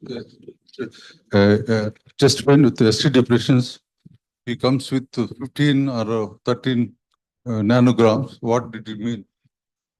it means it is ruled out if there is no clinical symptoms or other findings. Presented with chest pain and depressions and elevations showing 13 nanograms. What does it mean? Yes, it means it on arrival, even though it is below the upper reference limit, then after 2 hours or 3 hours, as per the algorithm, we have to do the serial testing. And most importantly is time of onset of symptom is very important. This high sensitivity troponin starts early, but if you do the serial testing, the difference you have to note it. If in the lower range, the difference you have to note it is in absolute terms. But as the concentration increases, you have to note the difference in a relative term, that is in a percentage. So what is exactly the main I will explain you, sir. So, for example, all of us, troponin is a marker. But for example, you and I also will have elevated troponin because I am at a different age and somebody else is at a different age. The troponin will remain in the circulation. But what is the normal value? For example, ejection fraction, what is the cutoff point? Previously, we used to take 60%, but with the advent of MR, we take it as 53%. So, similarly, for the biomarkers are not elevated beyond for that means 99% of the normal population do not have the elevation of troponin. That is the reference number. So that number is taken as 14 now. So anything beyond 14, that means it is a abnormal. That means 99% of the people will have less than 14. That is what is the 99th percentile. If anything beyond that 14, we consider it to be elevated troponin. So that is what is the 99th percentile. For example, we take 90 percentile, let us say. So 90 percentile means possibly you might have to take the cutoff point at 7 or 9. So some of the people, even though they are normal, they still have a mildly elevated troponin. But we cannot take it because if we become more and more lower, you will be able to pick up minor elevations of troponin, which could be considered as normal. But if it is beyond 99, that is considered to be pathological. So what is happening is, for example, going forward, if you have a cardiac health checkup, a normal person, you say that your lab cutoff point is 5 and you have a person who has got a trop of 9, then it indicates that this person over the next few years might is at risk of having increased event rate. So that is how we should look at the troponin. It is a gradation, a minor elevation to more than 14, to more than 50, to more than 100, like that. So below 14 also you can take some value. So initially was 21 was the cutoff point, if you remember, that became 14 now. So 14 is the 99th percentile for our population. So yes, this is regarding the fifth class. Sir, here I want to add one thing. This 99 percentile, that is 14 nanogram per liter, is not fixed. It is assay specific. Yeah. What platform you are using, different platform is having a different type of cutoffs. It ranges from 14 up to 50 also. So the assay what we use, whether it is a Siemens or Abbott or Architect, determines what is the cutoff point for our particular laboratory. That is why all the clinicians should be aware what assay, what machine they are using in the laboratory. Madam, the case Minoka, case number 5. Company to company it varies. Also, it is sex specific. Gender specific, it is also age specific also. For example, somebody is 65, their troponin might already be about 20, but you might not consider it to be pathologic. So this is regarding Minoka, the case number 5. What is the information you got after doing MRI, sir? What is the information you got to There was infarction. So there was an insult. Case number 5. Case number 5, that young patient. Minoka, normal coronary arteries. Yeah. And what is the So basically, sir, that patient had ECG changes, he had chest pain, he had tropi elevation. Okay, but the CAG was normal, so there was no significant disease. So clinical diagnosis was of Minoka. And when we did MR, it proved that there was infarction. So he had Minoka. Basically, he had infarction. So he cannot be just discharged. He had to be put on long-term antiplatelets. Whereas the next case, the 6th case, which was a young patient also presented with chest pain, he had tropi elevation. CAG was normal, but MR did not show subendocardial enhancement. It showed subepicardial to mid-myocardial enhancement, which we see in cases of myocarditis. So the treatment for myocarditis would be different and the treatment for infarction would be different. Right, sir? Raghu, sir? Raghu, sir, the 5th case, the MI and treated and included normal coronary artery, sir, and the scar is there and no obstructive lesion. What's the additional thing we are providing help to the patients? Yeah, it's very, very important for us because what happens is we do not, the echocardiography was normal for this patient. Echo is normal, ECG is minor change, and when we do coronary angiography, it is normal. That means what you considered as myocardial infarction does not have any evidence of myocardial infarction except for the elevated troponin. So if you look at the first topic, the definition of acute myocardial infarction is elevated troponin plus 1 out of the 4. So it could be either coronary angiography or ECG changes or whatever is those one out of the 4. So when you have troponin elevation and the cardiac MR is showing a scar, that scar, is it an ischemic scar versus a non-ischemic scar? So if it is a non-ischemic scar, for example, a 32-year-old person doesn't need to take antiplatelets for life. So it has got lot of, for example, a 30-year-old person, you label them as myocardial infarction, he has to be there on medication for a lifelong term. So we can avoid that. And people who have got, as you can see, scar and no scar on the MRI. No scar on the MRI, they have a good survival. If they have got a scar on the MRI, even though they do not have coronary artery disease, they are going to have an increased event rate. The scar can be either ischemic scar or a non-ischemic scar. So it is important for us that all patients who come to us with troponin elevation is not necessarily ischemia. It might be, it is cardiac, but in the cardiac, it could be due to multiple reasons. So that is why now you see atrial fibrillation associated elevation troponin. How do we interpret? So now we are going into a field of in a timeline of cardiology where we need to use our brain a lot. Gone are the days where you just focus on the angiogram and put a stent. So, sir, this is regarding the same fifth case. So the antiplatelets are used to prevent the Recurrence. formation of thrombus in the coronaries. Yes, sir. So coronaries are normal. Yes. What is the need for going for platelets? Yes, sir, that is what you have rightly pointed out. So when you have coronaries as normal and there is a subendocardial ischemia is there, then it indicates it's a ischemic heart disease. So ischemic heart disease, as we all know, patients with ischemic heart disease have got a higher chances for the recurrence of cardiovascular event rate. So as a secondary prevention, you 100% give antiplatelet drug. For primary prevention, you will not give antiplatelet drug. So for a patient who already has got an ischemia, for secondary prevention, you can use statin, antiplatelet and all. For example, for a myocarditis patient, there is no role for putting them on a lifelong statin, antiplatelets and labeling them at a higher risk for event subsequently and all that. Thank you. So it's a very interesting phase that all our top elevations is not MI. And that top elevation could be either ischemic or non-ischemic, identifying them using a cardiac MR and starting, and madam has told that we have seen 5 or 4 Minoka and she did not specify the timeline. We saw in 2 months' time.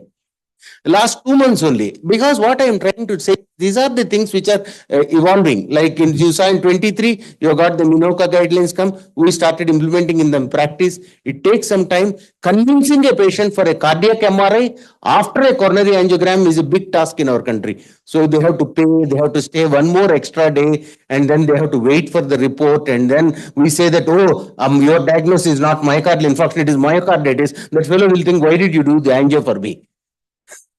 Thank you, sir. Thank you.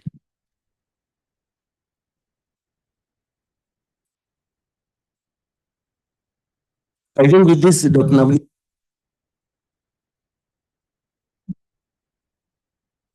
Thank you, sir. Let us now go ahead with phase 2, STEMI and emergency room. I would like to call upon Dr. Malaya Kumar Mishra, Senior Consultant and HOD, Department of Emergency Medicine at Yashoda Hospitals, Secunderabad, to guide us through the same.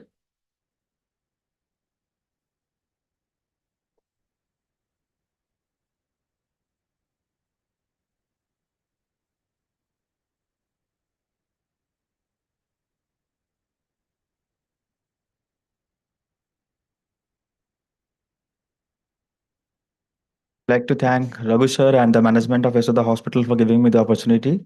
So this is a very interesting topic. Once we receive the patient in emergency room, and before that, what has happened to the patient, in what conditions we receive the patients, everything I'll be including. So as all of you know, this cardiac arrest and heart attack, these terms we often interchange very frequently, but these are not same. So heart attack happens when the blood supply to the heart is blocked, and subsequently the blood supply to the blocked artery will have less blood supply, and subsequently the tissue will be damaged and there will be necrosis.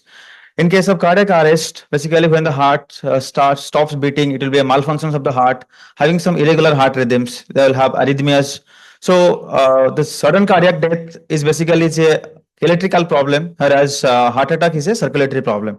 So if we are not sure, many of the times we have to call, depend upon the emergency response system, and there's a group series of things involved here. There's a called multimodal approach. So we need to identify the person is having cardiac arrest. There is no pulse. There is no BP. That is the first thing we need to work on. That is early recognitions. Immediately after witnessing, we have to start the early CPR. That is the next link. We need to start this early CPR because in pre-hospital scenarios, this is what we need to work more on this.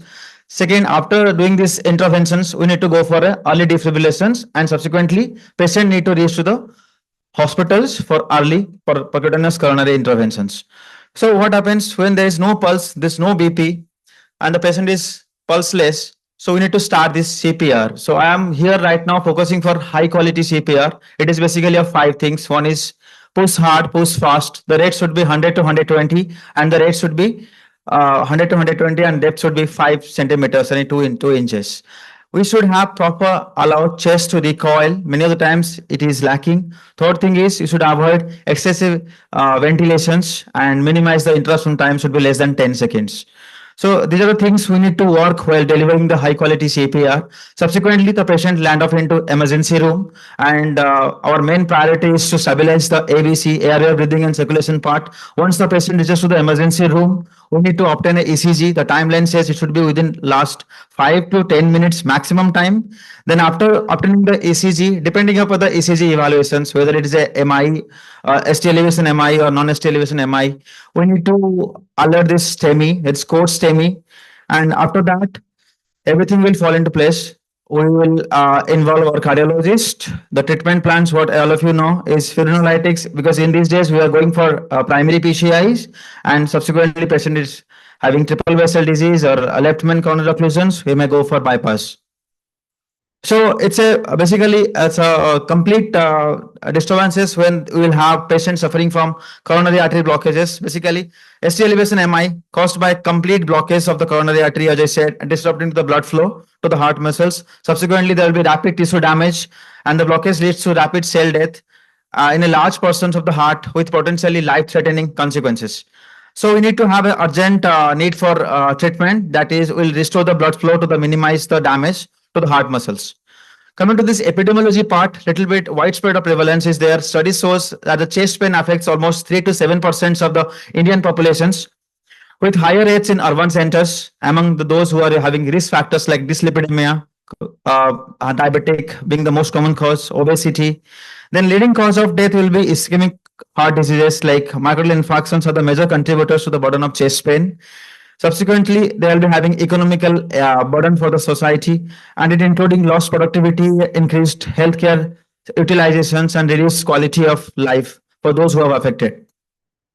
Recognizing the signs and symptoms, as all of you know, chest pain will be the first and foremost things. They will be having sudden intense pain, discomfort in the center of the chest. Sometimes patient will be having breathing difficulty. They will be having feeling of tightness or pressure around the chest, and that might differ from the female gender, because many of the times they will have certain onset of dizziness, unintentional tiredness, fatigue. So we should not ignore these kind of symptoms, and subsequently there will be associated of sweating, there will be profuse sweating, there might be accompanied by clammy, cold, clammy extremities. So after going to these signs and symptoms, we need to do like rapid identification by doing a ECG. That is a must thing. That is time sensitive, because where every minute counts towards the restoring of blood vessels. and minimizing the heart muscles that are dying. So we need to activate this code STEMI or in pre-arrival setup, we need to activate the emergency response system so that as soon as possible, the patient will reach to the hospital where the PCI facility is available. ECG acts as a diagnostic tool, as all of you know. ST elevations MI, that's like we need to pick up that thing. If the patient is having signs and symptoms, is having profuse sweating, breathing difficulty, we need to have a proper interpretations and activation of the code that will better help us in treating the patients. So after obtaining the ECG, as in the previous speakers have already mentioned, we need to localize the infarctions, which artery is involved. Suppose it's anterior, inferior, or posterior. Anterior being the most common, inferior is the most dangerous. So we need to look on that by doing this ECGs. We may have to see some kind of Wayland sign, type A, type B, Deventer signs, or Garbosa criteria, because these are the classical findings. We will not see in a regular ECG practices. But yes, of course, whenever there is a ECG changes, we need to have a look on this particular thing. And in the pre-hospital scenarios, basically the oxygen administrations being the first and foremost thing when the paramedics will able to provide, and we need to have a measure oxygen level by monitoring in the and suppose someone is having a oxygen level of less than 94%, we need to provide by supplemental oxygen by mask or a nasal cannula and titrate the oxygen values, saturation above 94%. Then after that, we need to have ask for aspirin, because the person, many of the times there will be hypersensitivity. It is not common, but it is still there. So we need to ask the patient to take aspirin that prevents the further blood clot and formations and reduces the risk of myocardial infarctions during a STEMI event. So the doses, basically it's a 325 mg chewable tablets, and aspirin should be chewed and swallowed to ensure rapid absorptions. It should not be withheld if the patient has already taken a dose. Make sure we need to give aspirin. That is the first thing. Second, if the patient is having pain, we need to assess the pain, because evaluate the patient's level of chest pain and discomfort. It is very, very essential. And after that, if the person is having severe pain, we may have to administer morphine, that is opioid analgesics. And after giving morphine, we need to closely monitor the patient's vitals, because many of the times patients will be drowsy and the patients will be in comatose conditions. So we have to take care of airway as well.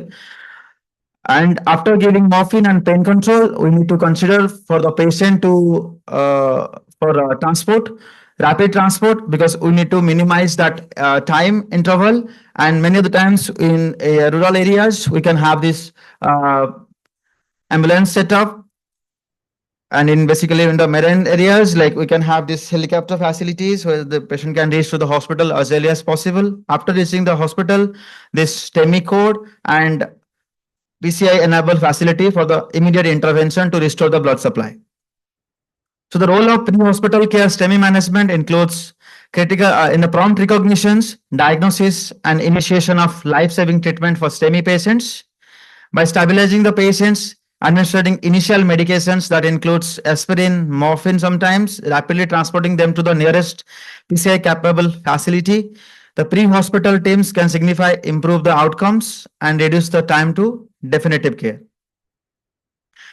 So this was a classical findings here, like in this traditional way of approach. When the patient is in ambulance, we can get a ECG done in the ambulance itself. After that, it will be transmission by the social network, and we can send it to the emergency room physicians who are sitting over there, and they can interpret, and the patient can be ready for the primary percutaneous interventions.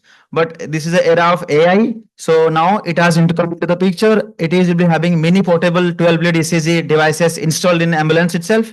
So that will be transmitted to the central processing unit as AI center internet, and the AI will interpret and give the feedback. Ultimately, the patient will have a reduced time, and the patient can directly proceed for the cath lab interventions. Thank you so much for patient listening.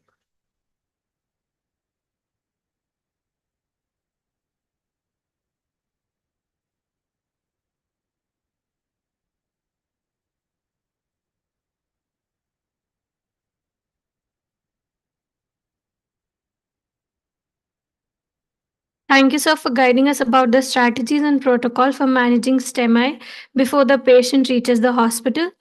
I now invite Dr. Shashike Srivastava, Senior Consultant Interventional Radiologist at Yashoda Hospital, Secunderabad.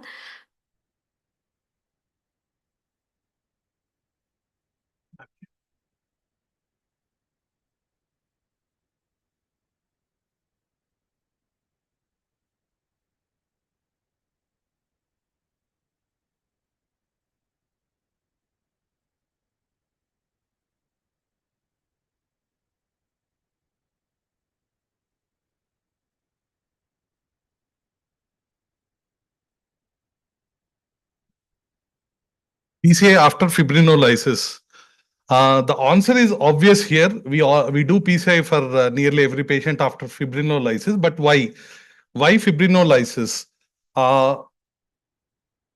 Subsequent slides will show us the extent of spread of fibrinolysis in the country, but when a patient with STEMI comes first contact, first medical contact, and the delay is less than 120 minutes or something, the results of fibrinolysis and taking for primary PCA are nearly similar. Now, we all know most of the population in India don't have immediate access to a cath lab or PCI capable center in the first 120 minutes after onset of chest pain. There's many of our patients have delay in seeking treatment. That's a patient delay. Then emergency medical service delay. And then once they reach the hospital, the diagnosis. So from the point of first contact, it's already a significant delay in time where you are in the 2 to 3 hour period where fibrinolysis will help salvage the myocardium before we further go ahead. Now, if you see here, these are sorry. So the previous two, this is a slide taken from 2017 guidelines.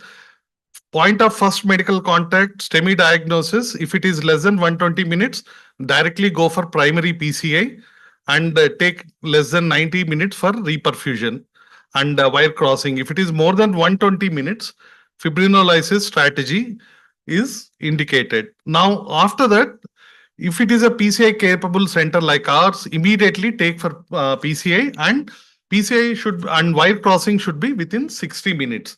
Now, what does the new guidelines have said?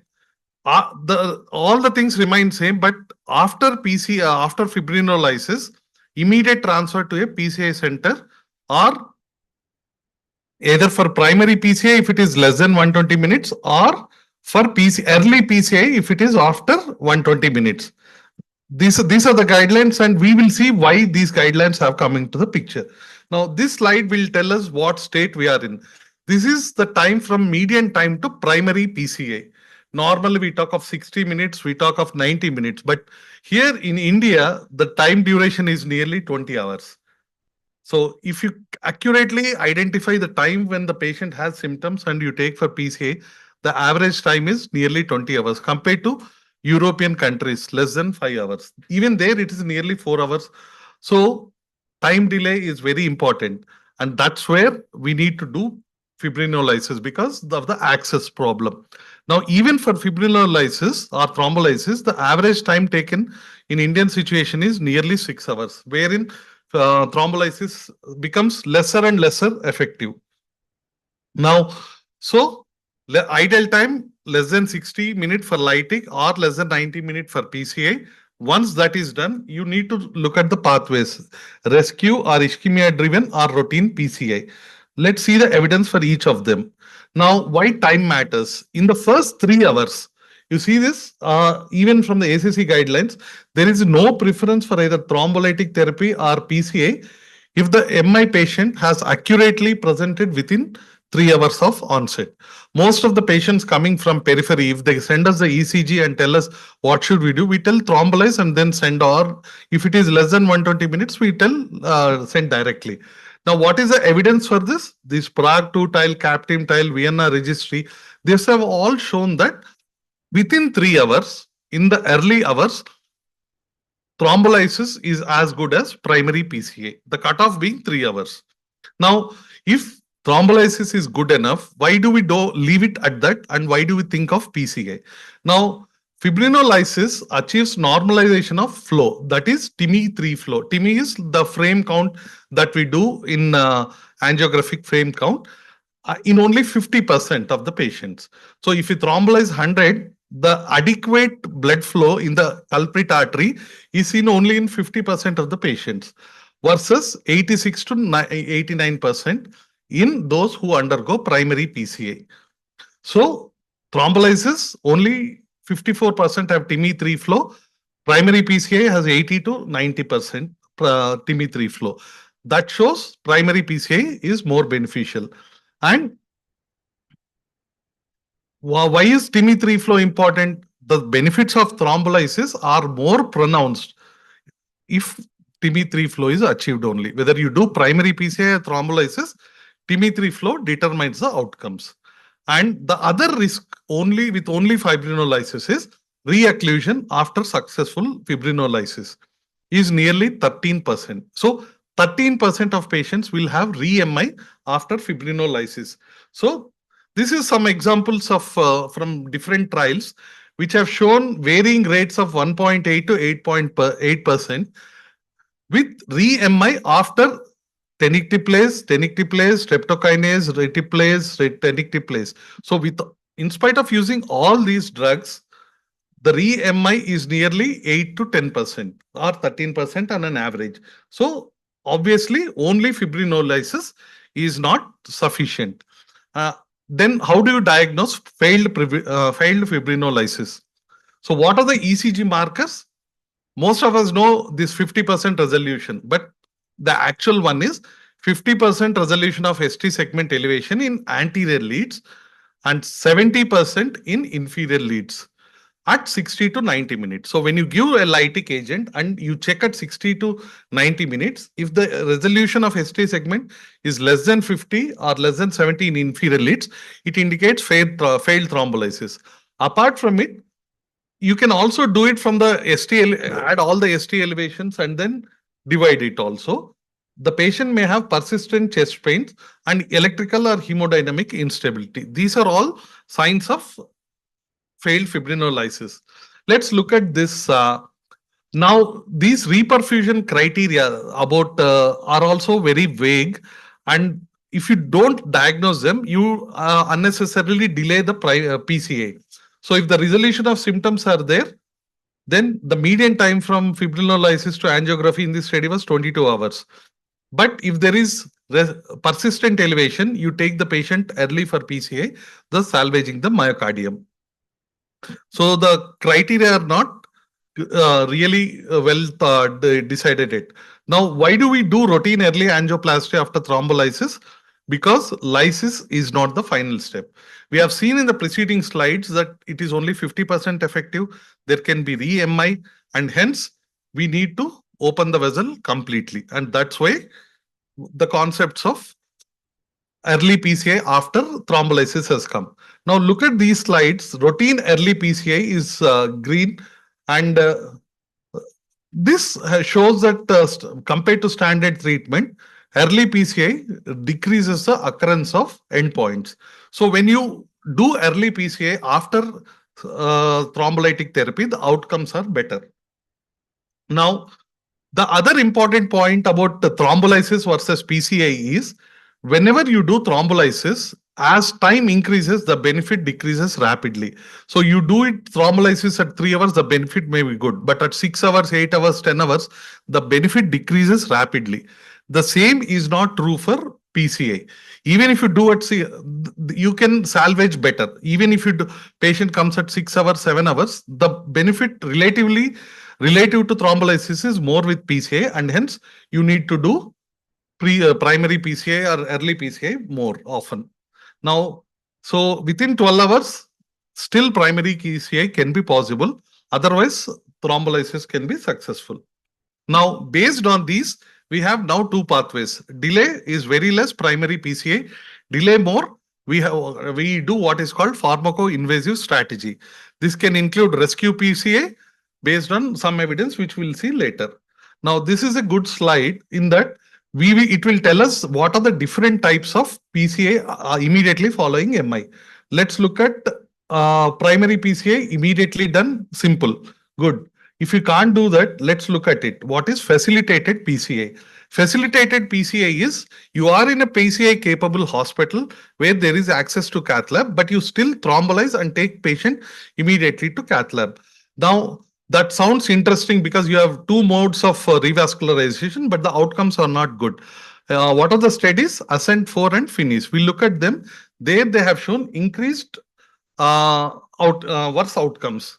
So facilitated PCA has gone out of favor nowadays. Now, what is this Ascent PCA? In this, the immediately within about 110 minutes, PCA was done after thrombolysis, but the patients had increased bleeding. Now, there are two reasons postulated for this. One is that they were not adequately preloaded with antiplatelets. Two, GP2B3A and all were not adequately given. And also in the immediate fibrinolysis period, there is increased chance of prothrombotic state because of degradation products. So platelet activation and aggregation are heightened after thrombolysis. So if you take the patient immediately for PCI in that, there is increased chance of thrombosis. So this is a negative trial. Ascent 4 is a negative trial. Similarly, in Finish trial also, there was major bleeding rates occurring with the facilitated PCA. So facilitated PCA has gone out of favor. Now, what is it? Rescue PCA. Rescue PCA, where, if the patient's ECG has not settled and symptoms are still there, you take up the patient immediately after thrombolysis. And the evidence for that is rescue trial, Merlin trial, React trial, all these favors rescue PCA. So rescue PCA also favors outcomes. Now, the other thing is, now the patient has come successfully out of MI with the successful thrombolysis. What do you do? Do you do routine? And if routine, when and how? Now, whom the answer is obvious in everyone. When and how we need to look at it. Now, routine early angioplasty after fibrinolysis. This was studied in this transfer AMI trial, wherein they were randomized, nearly 1,000 patients were randomized to routine angioplasty ischemia driven versus rescue or early angioplasty. The median time to PCI was nearly 4 hours, range of 2 to 6 hours. In this study, they were all given antiplatelet therapy and GP2B3A inhibitors as and when required. The rate of cardiovascular events at 30 days was significantly lower with this so-called pharmaco-invasive therapy. So thrombolysis done, early shifting to PCI capable hospital, and then early angioplasty. Now, there is a wealth of evidence for this. So this is again transfer AMI trials among high-risk patients who had myocardial infarction who were treated with fibrinolysis. Transfer to PCA within 6 hours after fibrinolysis was associated with lesser ischemic complications than standard treatment. Again, this is another trial, CARES AMI trial, where many patients were these days are given in periphery abciximab of RioPro with in this abciximab was given, retiplase was given in half dose, and then the patients were transferred to PCI capable hospital. This was also a positive trial wherein within 6 to 24 hours PCI was done. It showed better outcomes. This meta-analysis again showed routine early PCA within 24 hours of thrombolysis for acute ST elevation myocardium. It offers better outcomes. Now, this is again a pharmaco-invasive, another study where pharmaco-invasive approach is safer and more offers better than facilitated PCA. So, this resulted in ESC 2023 guidelines with some evidence that early angiography with subsequent PCA is recommended standard of care after fibrinolysis. Now, when? The question is when. The patient may come from periphery, the patient has been thrombolyzed a few hours before. What is the ideal time? The ideal time has been described as 2 to 24 hours after thrombolysis, after successful lysis. So, this is we saw even in the transfer AMI trial that around 4 hours is the average time delay for taking up for PCI after thrombolysis. So again, various endpoints like death, reinfarction at 6 to 12 months are favorable in terms of early PCI than with standard therapy. So now the algorithm has changed to primary PCI. Okay. Otherwise, if thrombolysis is successful, early PCA after 3 to 24 hours of first medical contact. This has come into the guidelines. Now, more evidence for it has come in the last few years during COVID times, where the patient comes. By the time we do COVID tests, we don the PPEs and all. So there, most of the times the patients were thrombolized, and then COVID test was done, and then the patients were taken up for PCA. Most of them had good outcomes. Now, the other question, to all these trials and most of the time, clopidogrel was the second antiplatelet used in all these trials. So, but is there any evidence for ticagrelor? Yes, this TREAT trial showed even ticagrelor is safe with ST elevation MI after pharmacological thrombolysis. So patients who had received fibrinolytic therapy in the 24 hours before randomization were excluded in Plateau trial, which is the landmark trial for ticagrelor. So between the 2013 to 17, there was some lacuna in data about whether you can use ticagrelor immediately after thrombolysis when you are taking for PCA. Now this TREAT trial has answered that question, and there is no increase in bleeding immediately after thrombolysis if you use ticagrelor. Again, prasugrel, another strong antiplatelet. Here also, within 24 hours, you can switch from the clopidogrel to prasugrel and do primary to PCA. So I'll end it with the guidelines based on the weight of evidence that we have seen now. ESC ACS guidelines have said rescue PCA is recommended, and it is class 1A, and transfer to PCA capable center immediately after thrombolysis is again 1A, and angiography and PCI of culprit artery or infarct related artery should be done between 2 to 24 hours after thrombolysis. So all these three have class 1A recommendations. So any doubt about what do you do after thrombolysis? Immediately refer to a PCA capable center. And when should we do it? Between 2 to 24 hours, we can take up for PCA. So the algorithm is fibrinolysis, early transfer, rescue PCA based on criteria for failed thrombolysis, or routine early PCA within 24 hours. So in the circumstances that we have in our society, with where fibrinolysis is more easily accessible than primary PCI, fibrinolysis can be life-saving and muscle-saving. But we should understand that's not the end point, and we should early transfer the patient early to a PCA capable center where benefits of complete revascularization will help the patient in the long term. Thank you.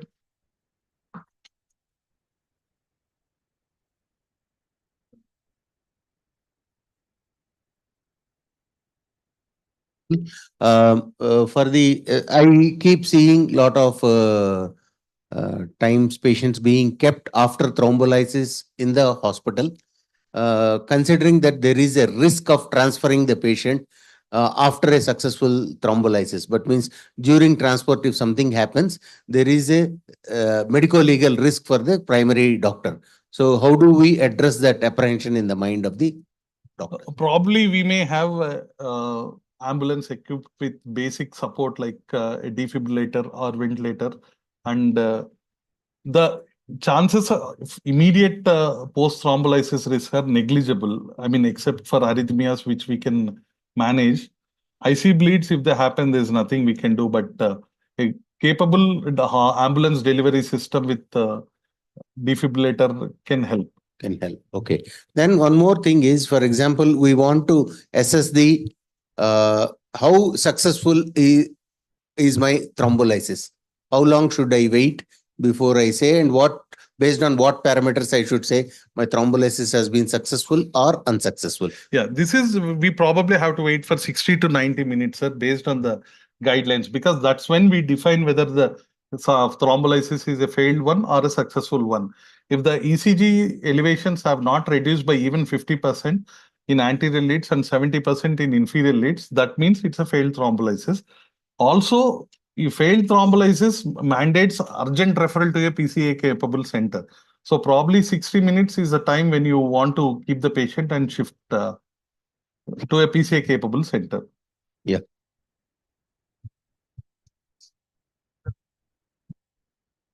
Sure. Thank you. So done wonderful thing. This is regarding the peripheral issue, sir. What is your view giving aspirin along with ticagrelor for thrombolysis, sir? What is your comment? Yes, sir. Aspirin plus ticagrelor for thrombolysis is now indicated and it's standard. We can thrombolyze the patient. So it has to be given only clopidogrel for the thrombolysis or No, sir. ticagrelor for PCI. It's not. No. So if the patient, if Ticagrelor can be used. That treat trial and all, they have shown benefit for ticagrelor. sir, there is another issue, sir. If the issue is not possible to transfer the patient to PCI after fibrinolysis, the patient is non-responsive in 30 or 60 minutes, can we try tirofiban in that context, sir? Yeah. No, sir. That is not recommended. Rethrombolysis is not recommended. GP2BB 3A for failed thrombolysis is also not recommended, sir. The only option is early transfer to a PCA capable center. Sorry, sir. We have tried to many occasions. We are successful, sir. Okay. So we do streptokinase because we work in the small station. Though we have lab in our place because on and off we may not have facility to get the interventional cardiologist. If there is any issues, we have seen the success of pain relief as well as ECG reversal after giving tirofiban. We are leaving things to chance in that situation. One. Second, guidelines do not support it based on the available evidence. Things may happen. See, many patients who may survive without with spontaneous recanalization, without thrombolysis or without primary PCI also. But combining thrombolytic with GP2B is definitely taking chance and definitely higher risk of bleeding. And repeat thrombolysis with half dose that was also practiced is again to be avoided, sir. So, thank you, sir. Thank you. Sir, I would like to understand how long will you wait before you start your 2B3A?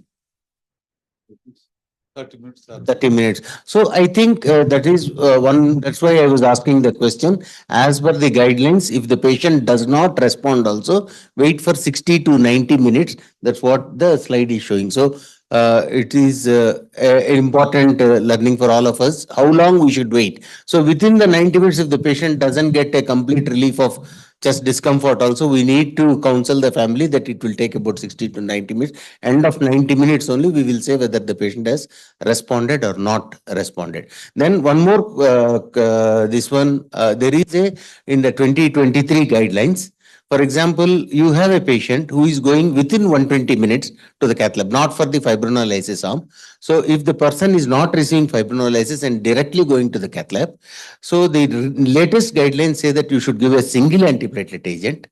And the second antiplatelet agent has to be given at the time of coronary angiography. So the life has, for people like me who are in practice for a long time, initially we were giving one antiplatelet agent, and then we were waiting for the coronary anatomy, and then decide on the second antiplatelet agent. Then came double antiplatelet agent in 2017 and 2023. Once again, we have one antiplatelet agent and second antiplatelet agent again. So from 7 to 23, in the last 16 years, we have seen the life running the full cycle.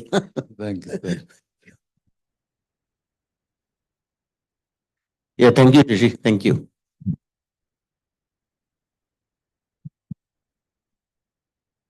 One more thing, Dr. Komini has told about MINOCA. So I just was trying to recollect, the MINOCA is a working diagnosis.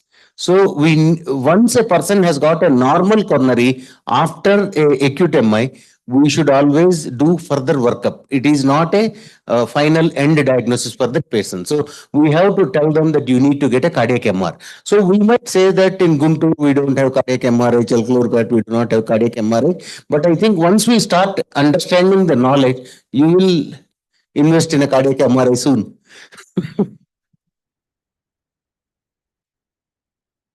Thank you, sir, for addressing the role of PCI following fibrinolysis in STEMI patients. Further, I invite Dr. Kiran Kumar, Assistant General Manager, Quality Assurance, Yashoda Group of Hospitals, to guide us through quality matrices in STEMI care.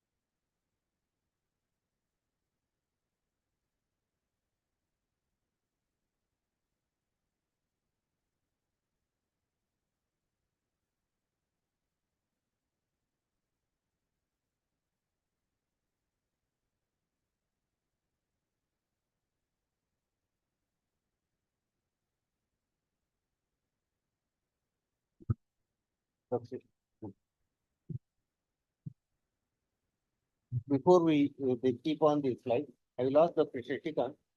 When do you recommend a 2-3 session in acute MI?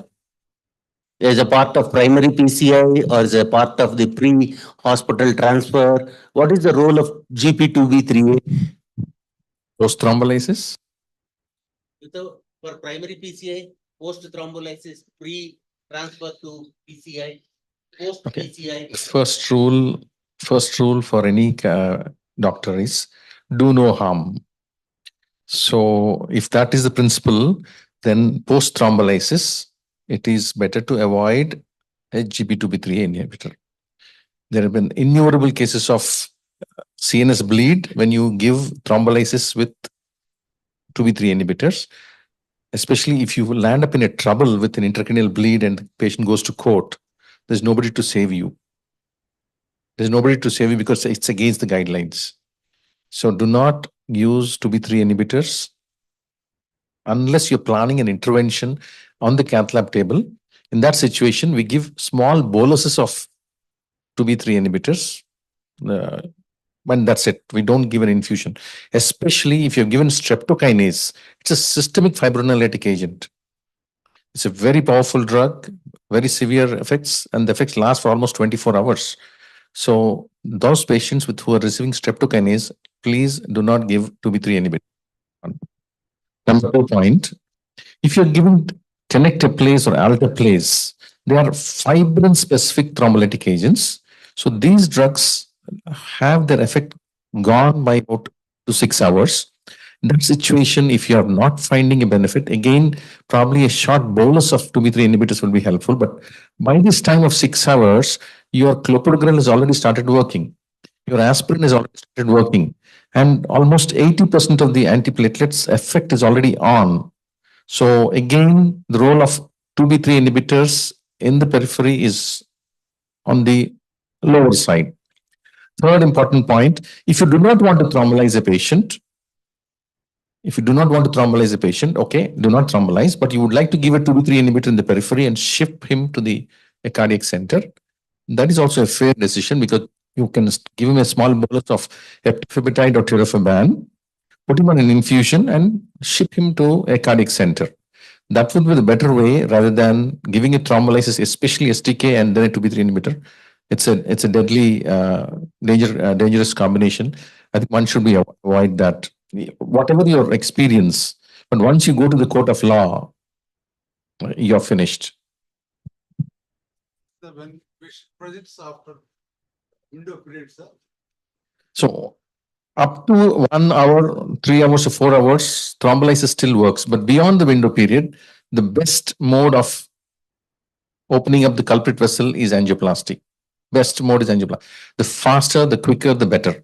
So get him onto a vehicle, shift him to the cardiac center, get the vessel open as fast as possible because thrombolysis is not going to work at that time. The effect decreases with time. The patient presents after window period after the patient is MI after 12 hours presentation. Can we try with the tirofiban? Yes. See, your antiplatelet agents, clopidogrel and aspirin, take a little time to act. Aspirin starts its action. If given sublingual, probably you get an action in about 1 hour's time. Ticagrelor, if given crushed, 2 tablets crushed, again in about 60 to 90 minutes, you have almost 80% to 90% antiplatelet efficacy done. So these drugs are very good.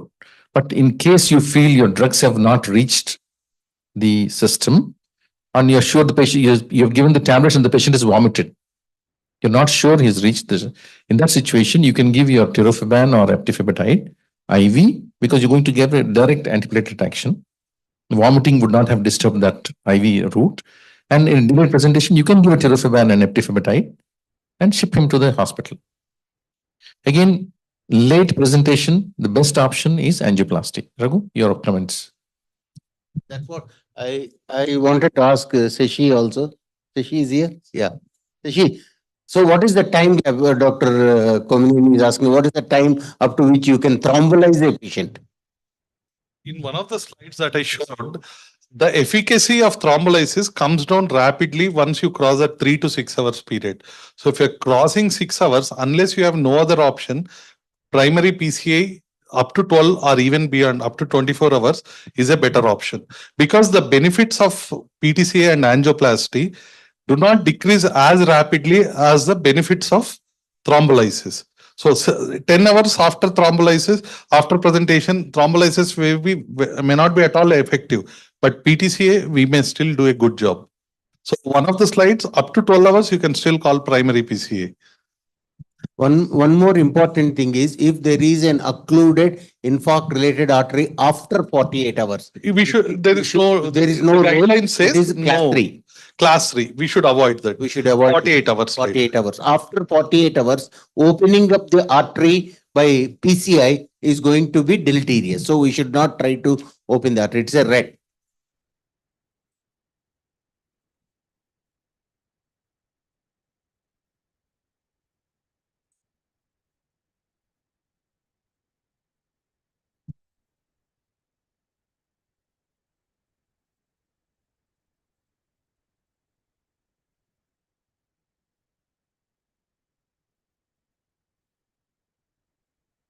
Very good afternoon. Thank you so much for giving me this opportunity, and especially to Dr. Raghu sir. And it's my honor and a privilege to share dais with other eminent faculty and the clinicians. I'm here to talk about quality metrics in STEMI care, like how these quality metrics will improve the outcomes of the STEMI care. So it's important that to have a successful program, should have a continual quality improvement process, which will actually define the outcomes and the care delivery process. So why quality metrics for STEMI? Why it is so important? The first is to improve patient outcomes. So these quality metrics usually that assesses and improve the quality of care delivery, and in turn they will actually help in defining and improving the interventions for the clinicians. Benchmarking care. Benchmarking care means benchmarking the hospitals and the clinicians with the best available standards, okay, and internationally and internationally. And it's a proven tool to compare the performance of the individuals. Timelines, as we talked much about the timelines, you've seen like how effective the timelines are important, very much important in the STEMI care. Like we have seen right from the patient actually coming to the ER till the patient was taken into the cardiac catheterization lab. The timelines were very much important in defining it, and how quality measures were important in timelines also we will see. So it will give you an opportunity for you to identify further like opportunities in the improvement, like to identify what are the bottlenecks in the processes. So overall, in a nutshell, like this quality metrics, not only in institutions, overall in a community, which we can definitely help in improving the overall outcome of the care. So let's see like how we can build up this entire framework for the quality improvement program.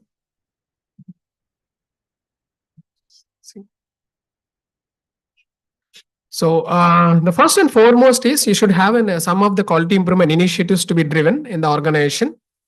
And you should develop your own metrics, quality metrics, and you should have a multidisciplinary collaboration with the teams, like as we have seen the right range of clinicians who are participating in this STEMI care.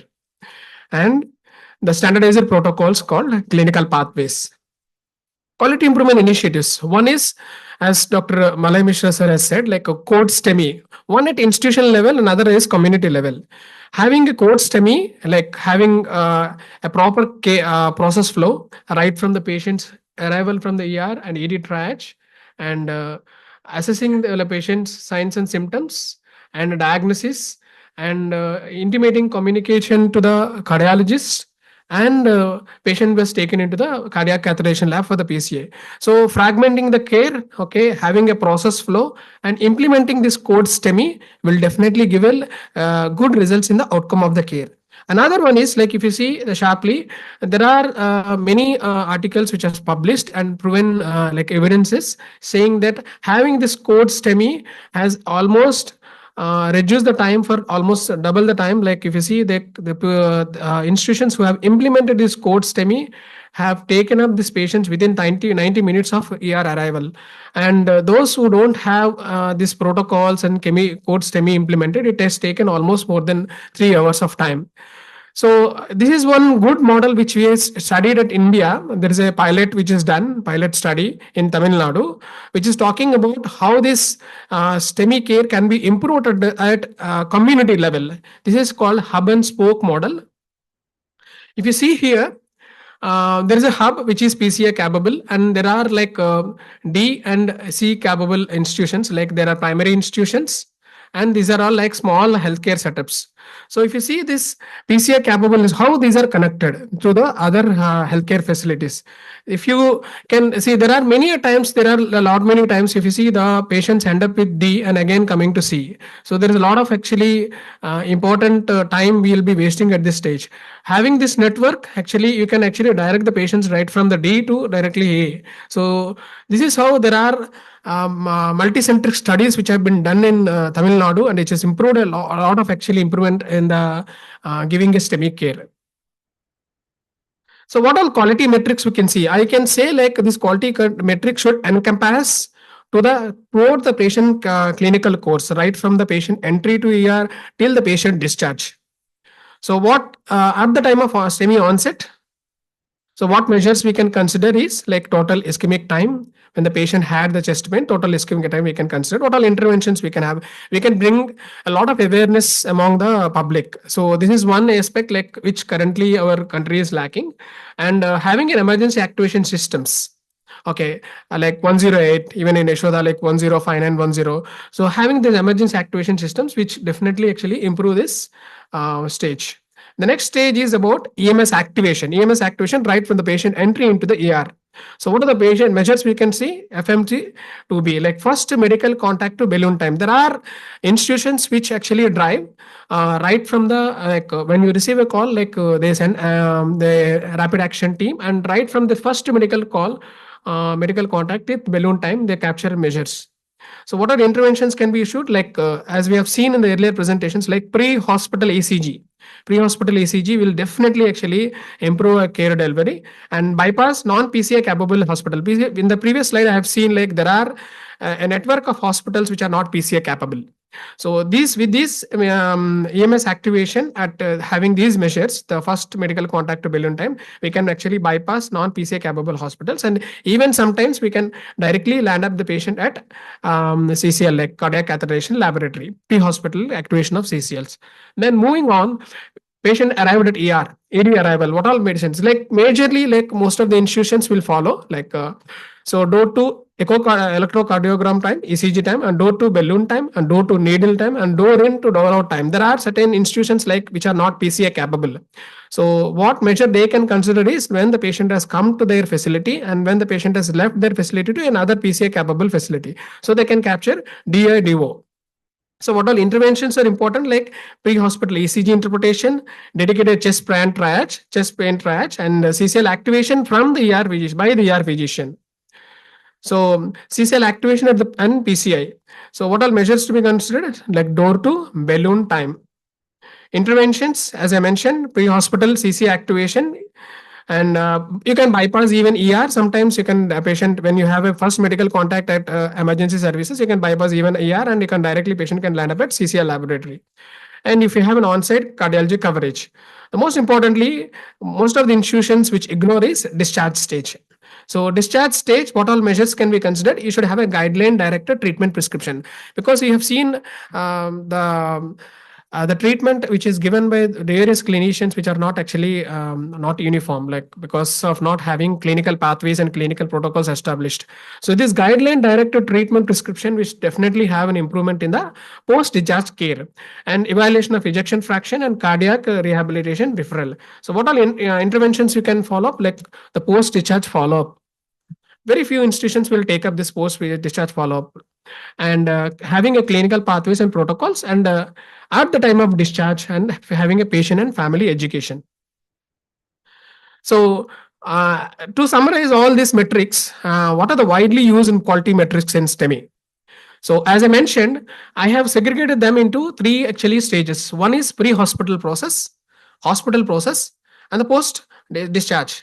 So one, the pre-hospital process is door in and door out time. This is DIDO, which I mentioned.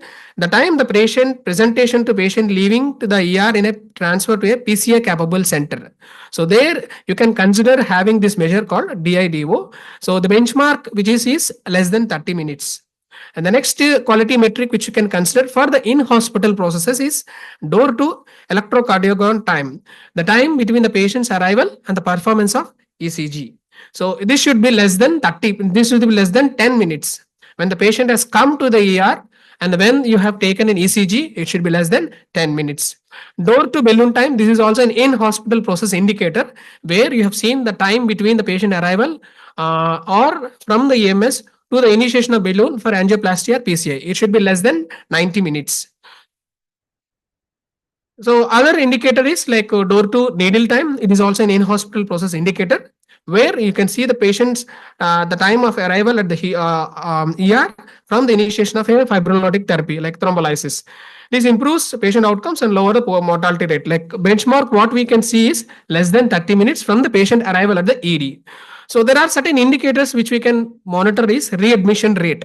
Readmission rate, like at what rate patients are getting readmitted for a certain period of time with the same complaints. So this also can be captured, this benchmark as per the hospital policy. Another like interesting thing which we can monitor as a quality metric is acute EA, patient with acute EA after 30-day mortality. Like what is the mortality rate? What is the clinical outcome? This will look at the clinical outcome. So I don't think so. Like very few hospitals like which are JCA accredited, which JCA mandates them to actually publish this data online. So they have to mandatorily publish this mortality rate, outcome, clinical outcomes in their website. So the benchmark as per the guidelines is it should be 5 to 8%. So what are strategies you can implement for developing these quality metrics? So one is most important thing is baseline data. You should have a baseline data. Most of the times we start programs and we end up actually not having any data to monitor these programs in an objective way. So what is most important here is having a baseline data. So how can you have this baseline data? Never, I strongly suggest not to have any other mediums to collect this data at time intervals. Try incorporating them into your care pathway.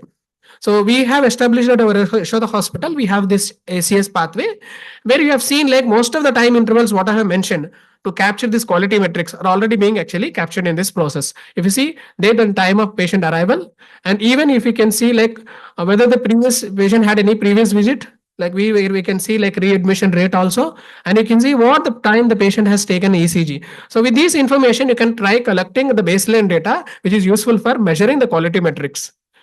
So some of the time we can take the data from the PACS. So this is how you need to define before defining your quality metrics in advance and where all I wanted to capture this information.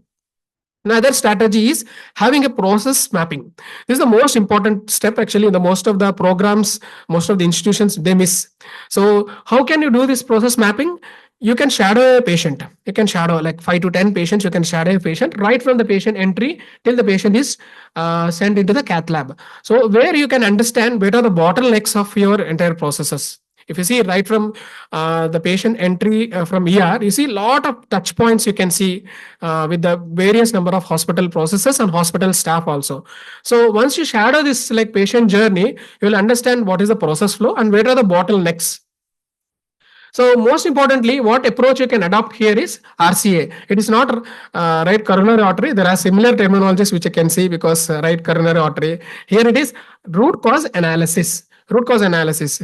This is a like widely adopted approach for conducting a root cause analysis to understand what are the bottlenecks, what are the issues, what are the important issues with your processes. So just an example here, there is a delay in door to balloon time. You can actually plot this actually chart either with 5Ps and 5Ms. So you see like what are the issues with my materials? Are there issues with my policies?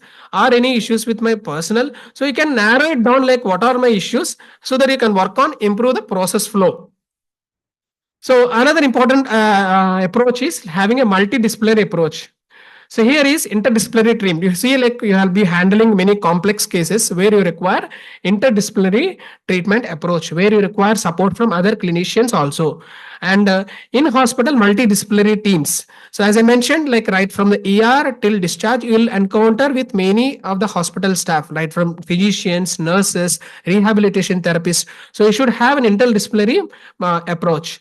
So it is overall, it will improve your efficacy and improve efficacy. Like another approach is having a standardized clinical pathways. Very few hospitals we have because the accreditation bodies like NABH and JCA, those have been actually mandated this having this clinical pathways. Apart from that, if you see 80 to 90% of the hospitals are not adopted, have not adopted any clinical pathways. So what is the use of having these clinical pathways, standardized protocols? So which will actually provide you evidence-based key interventions. And it should be across professional groups. We have seen many a times these standard protocols or clinical pathways were done only at the ER level, sometimes only at the ICU level. So the clinical pathway should encompass right from the entry till the discharge of the patients so that overall care can be assessed. So that it improves your overall communication and coordination. If you see the clinical pathway, it will improve the overall communication right from the patient entry into ER, the patient was taken into the cath lab, and how the patient was actually treated at ICU, how the discharge. Overall, you can summarize in this standardized protocols. So once you are done with setting up like your quality metrics for your entire STEMI program, so most important part is having a monitoring of your QA processes and outcomes. So one important step here is having a permanent STEMI QA infrastructure. So what is important here? So having a dedicated leadership so to drive this entire program, integrating technology, as I have seen in the earlier presentations, like having digital ECGs, like having an AI incorporated into this STEMI care can improve this entire QA infrastructure. So ultimately, like should have the high quality data to actually objectively say that you have improved your care outcomes. And ultimately, you should have quality improvement teams. So public reporting is another important process because, as I mentioned, as apart from the as it is mandated by accreditation bodies, so even you have to publicly report some of the data. So that will actually enhances your like how you are performing well with your other P group like other organizations. And there are like I think it is there in this developed countries like US. So your performance is actually graded based upon the outcomes. And you will be emphasized, even the clinicians are incentivized based upon the outcomes, which is published in the websites. So this public reporting definitely will help in encouraging and improve care processes. So what else is like you should have an MMN committees like mortality and morbidity committees to be established. So this is one platform where you can explore this patient, provider, and institution factors, like where we went wrong. Probably you can take up some cases like which have went wrong and study in this mortality committees where you have this interdisciplinary team will be gathering together and discussing on these cases. So mostly these MMM committees are useful in analyzing the performance and system factors. Are there any system level actually issues are there? So evidence-based QA framework, like this is a widely approached a quality improvement model, which is invented by Deming. So this is called PDSA or PDCA. So as I said, like you should have a continual quality improvement program. You should analyze like how well you are doing your care delivery, like analyzing your overall performance over a period of time, like check. So planning your thing and acting on things, study like whether you are doing well it or not, and try to actually revise your concepts and processes. So how are we going to translate these strategies into actions? So one most important thing is to address the gaps in care and reduces variation and optimize patient outcomes. So another thing what you can achieve by adopting these quality metrics is promote accountability and transparency in STEMI care and enabling benchmarking and comparison of performance across healthcare organizations. The next is it can help identify potential risks and drive interventions to improve overall patient safety. This is what the ultimate goal of actually any quality improvement program. So having said that, it is he's a famous okay. We can consider him as a father of modern business management. He said, if you cannot measure it, you cannot manage anything. Like unless and until you start measuring things, you cannot manage your processes. So with this, I'll end my presentation and thank you so much for your patience listening.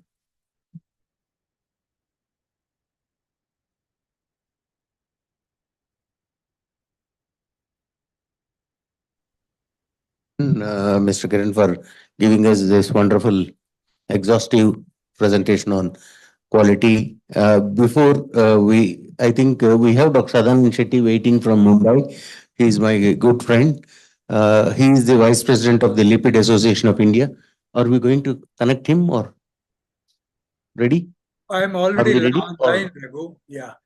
Yeah, Dr. Sadanand Shetty is the Vice President of the Lipid Association of India, and he runs a very active contemporary training teaching. He runs a platform on the WhatsApp, which includes almost, I think, about 2,500 cardiologists across the country, two groups of WhatsApp, excellent daily summarizing of the information, various latest clinical trials and all that. I thought I should involve him as a part of this program, but he has today ACC Sky next program in Mumbai, so he could not come here, but I requested him to present on lipid lowering therapy in acute coronary syndrome. Thank you, Dr. Sadanand Shetty, for honoring our request, and we are grateful for your presence here. Thank you, Dr. Sadanand.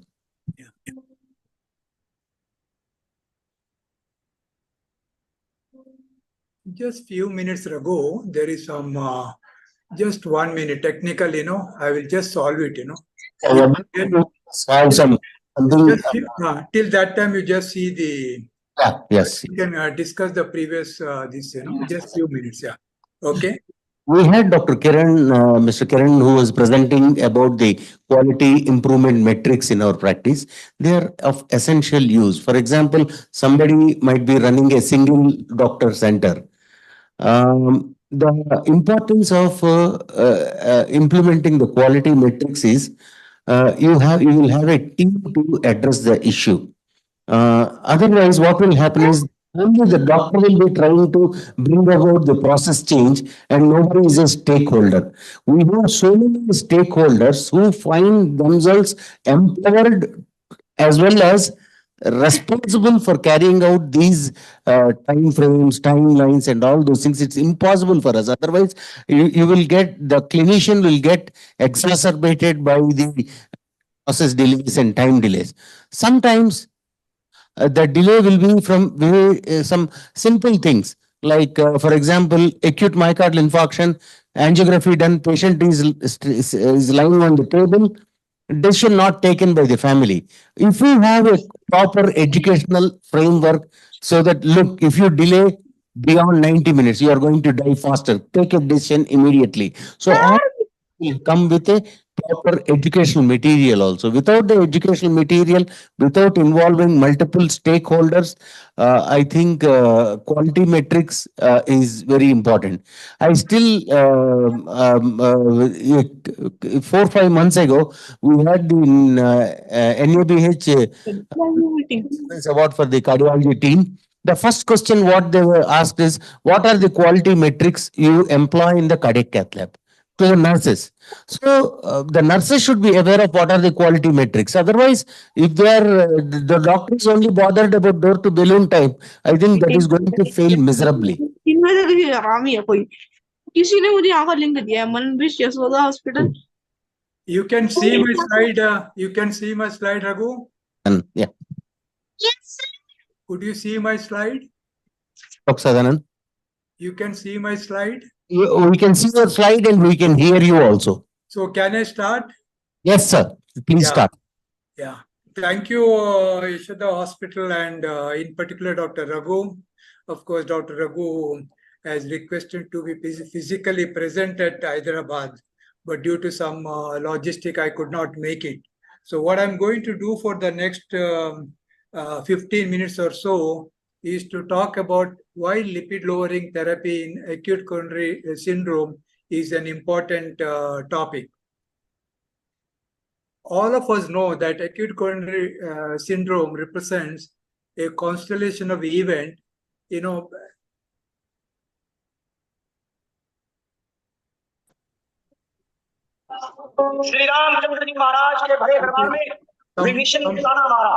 some shadows are coming.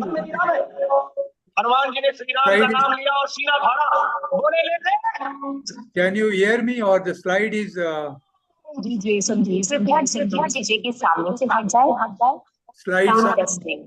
some disturbance in the slide? Some disturbance, disturbance in the slide. There is some, yeah. Something else. This is due to some technical reason, or I think we need to Zoom. Disabled. Yeah. can you? I think possibly you can log off and re-log in, sir. Should I do again? Yeah. Yeah. Yeah. Yeah. We will have some other. Can you see here? Yes, sir. You can see here? Yes, sir. Yeah. So why this topic is important? There are some disturbances. Something is happening in the background, and we are getting. Sir, पिल्लो बक्के बिल्ले की करेंगी? Anything particular or? No, something is happening. Somebody, is happening, and I think we need to log off all the rest of the people on this. Hello. Yeah. Anyway, I will try to. Can do is where is our girl? Saraswati, did you download the slides? No, we didn't, because in our LA policy, they don't want to share the slide, yeah. So that was a little technical. Hello, thing. sir. Can you hear me? Hello. Yeah.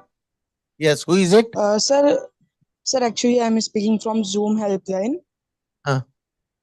Sir आपकी जो ये class है इसको कुछ hackers ने sir जी hack कर लिया, तो आपसे मेरी हम्बल रिक्वेस्ट है, आप इस लिंक को आप बंद कर दो, आप दूसरा लिंक शेयर कर दीजिए। Okay. जी, आप इस क्लास को आप एंड कर दीजिए sir. Yeah, something else. Another link you are going to take? More very powerful hackers. I think we need to share another Zoom link. Yeah. Okay. I think I don't know Sari, what's her name? Whether she's got my email or. No. I think the Zoom link has been shared publicly, so somebody must have hacked the Zoom link. Okay, so now. Disable करके फिर से एक link sir को भेजो तो 1 minute में up. You can send one more link only for the presentation sake. But in the same, I should remain here only. Sir, I think what I can suggest you, sir, is if you can send the slide set only as a one time this one because of hacker. Oh, is it? So sir आपकी class में sir आपकी इस meeting में काफी सारे hackers आ चुके हैं, आप प्लीज जल्दी से जल्दी इस मीटिंग को एंड कर दीजिए। What is it?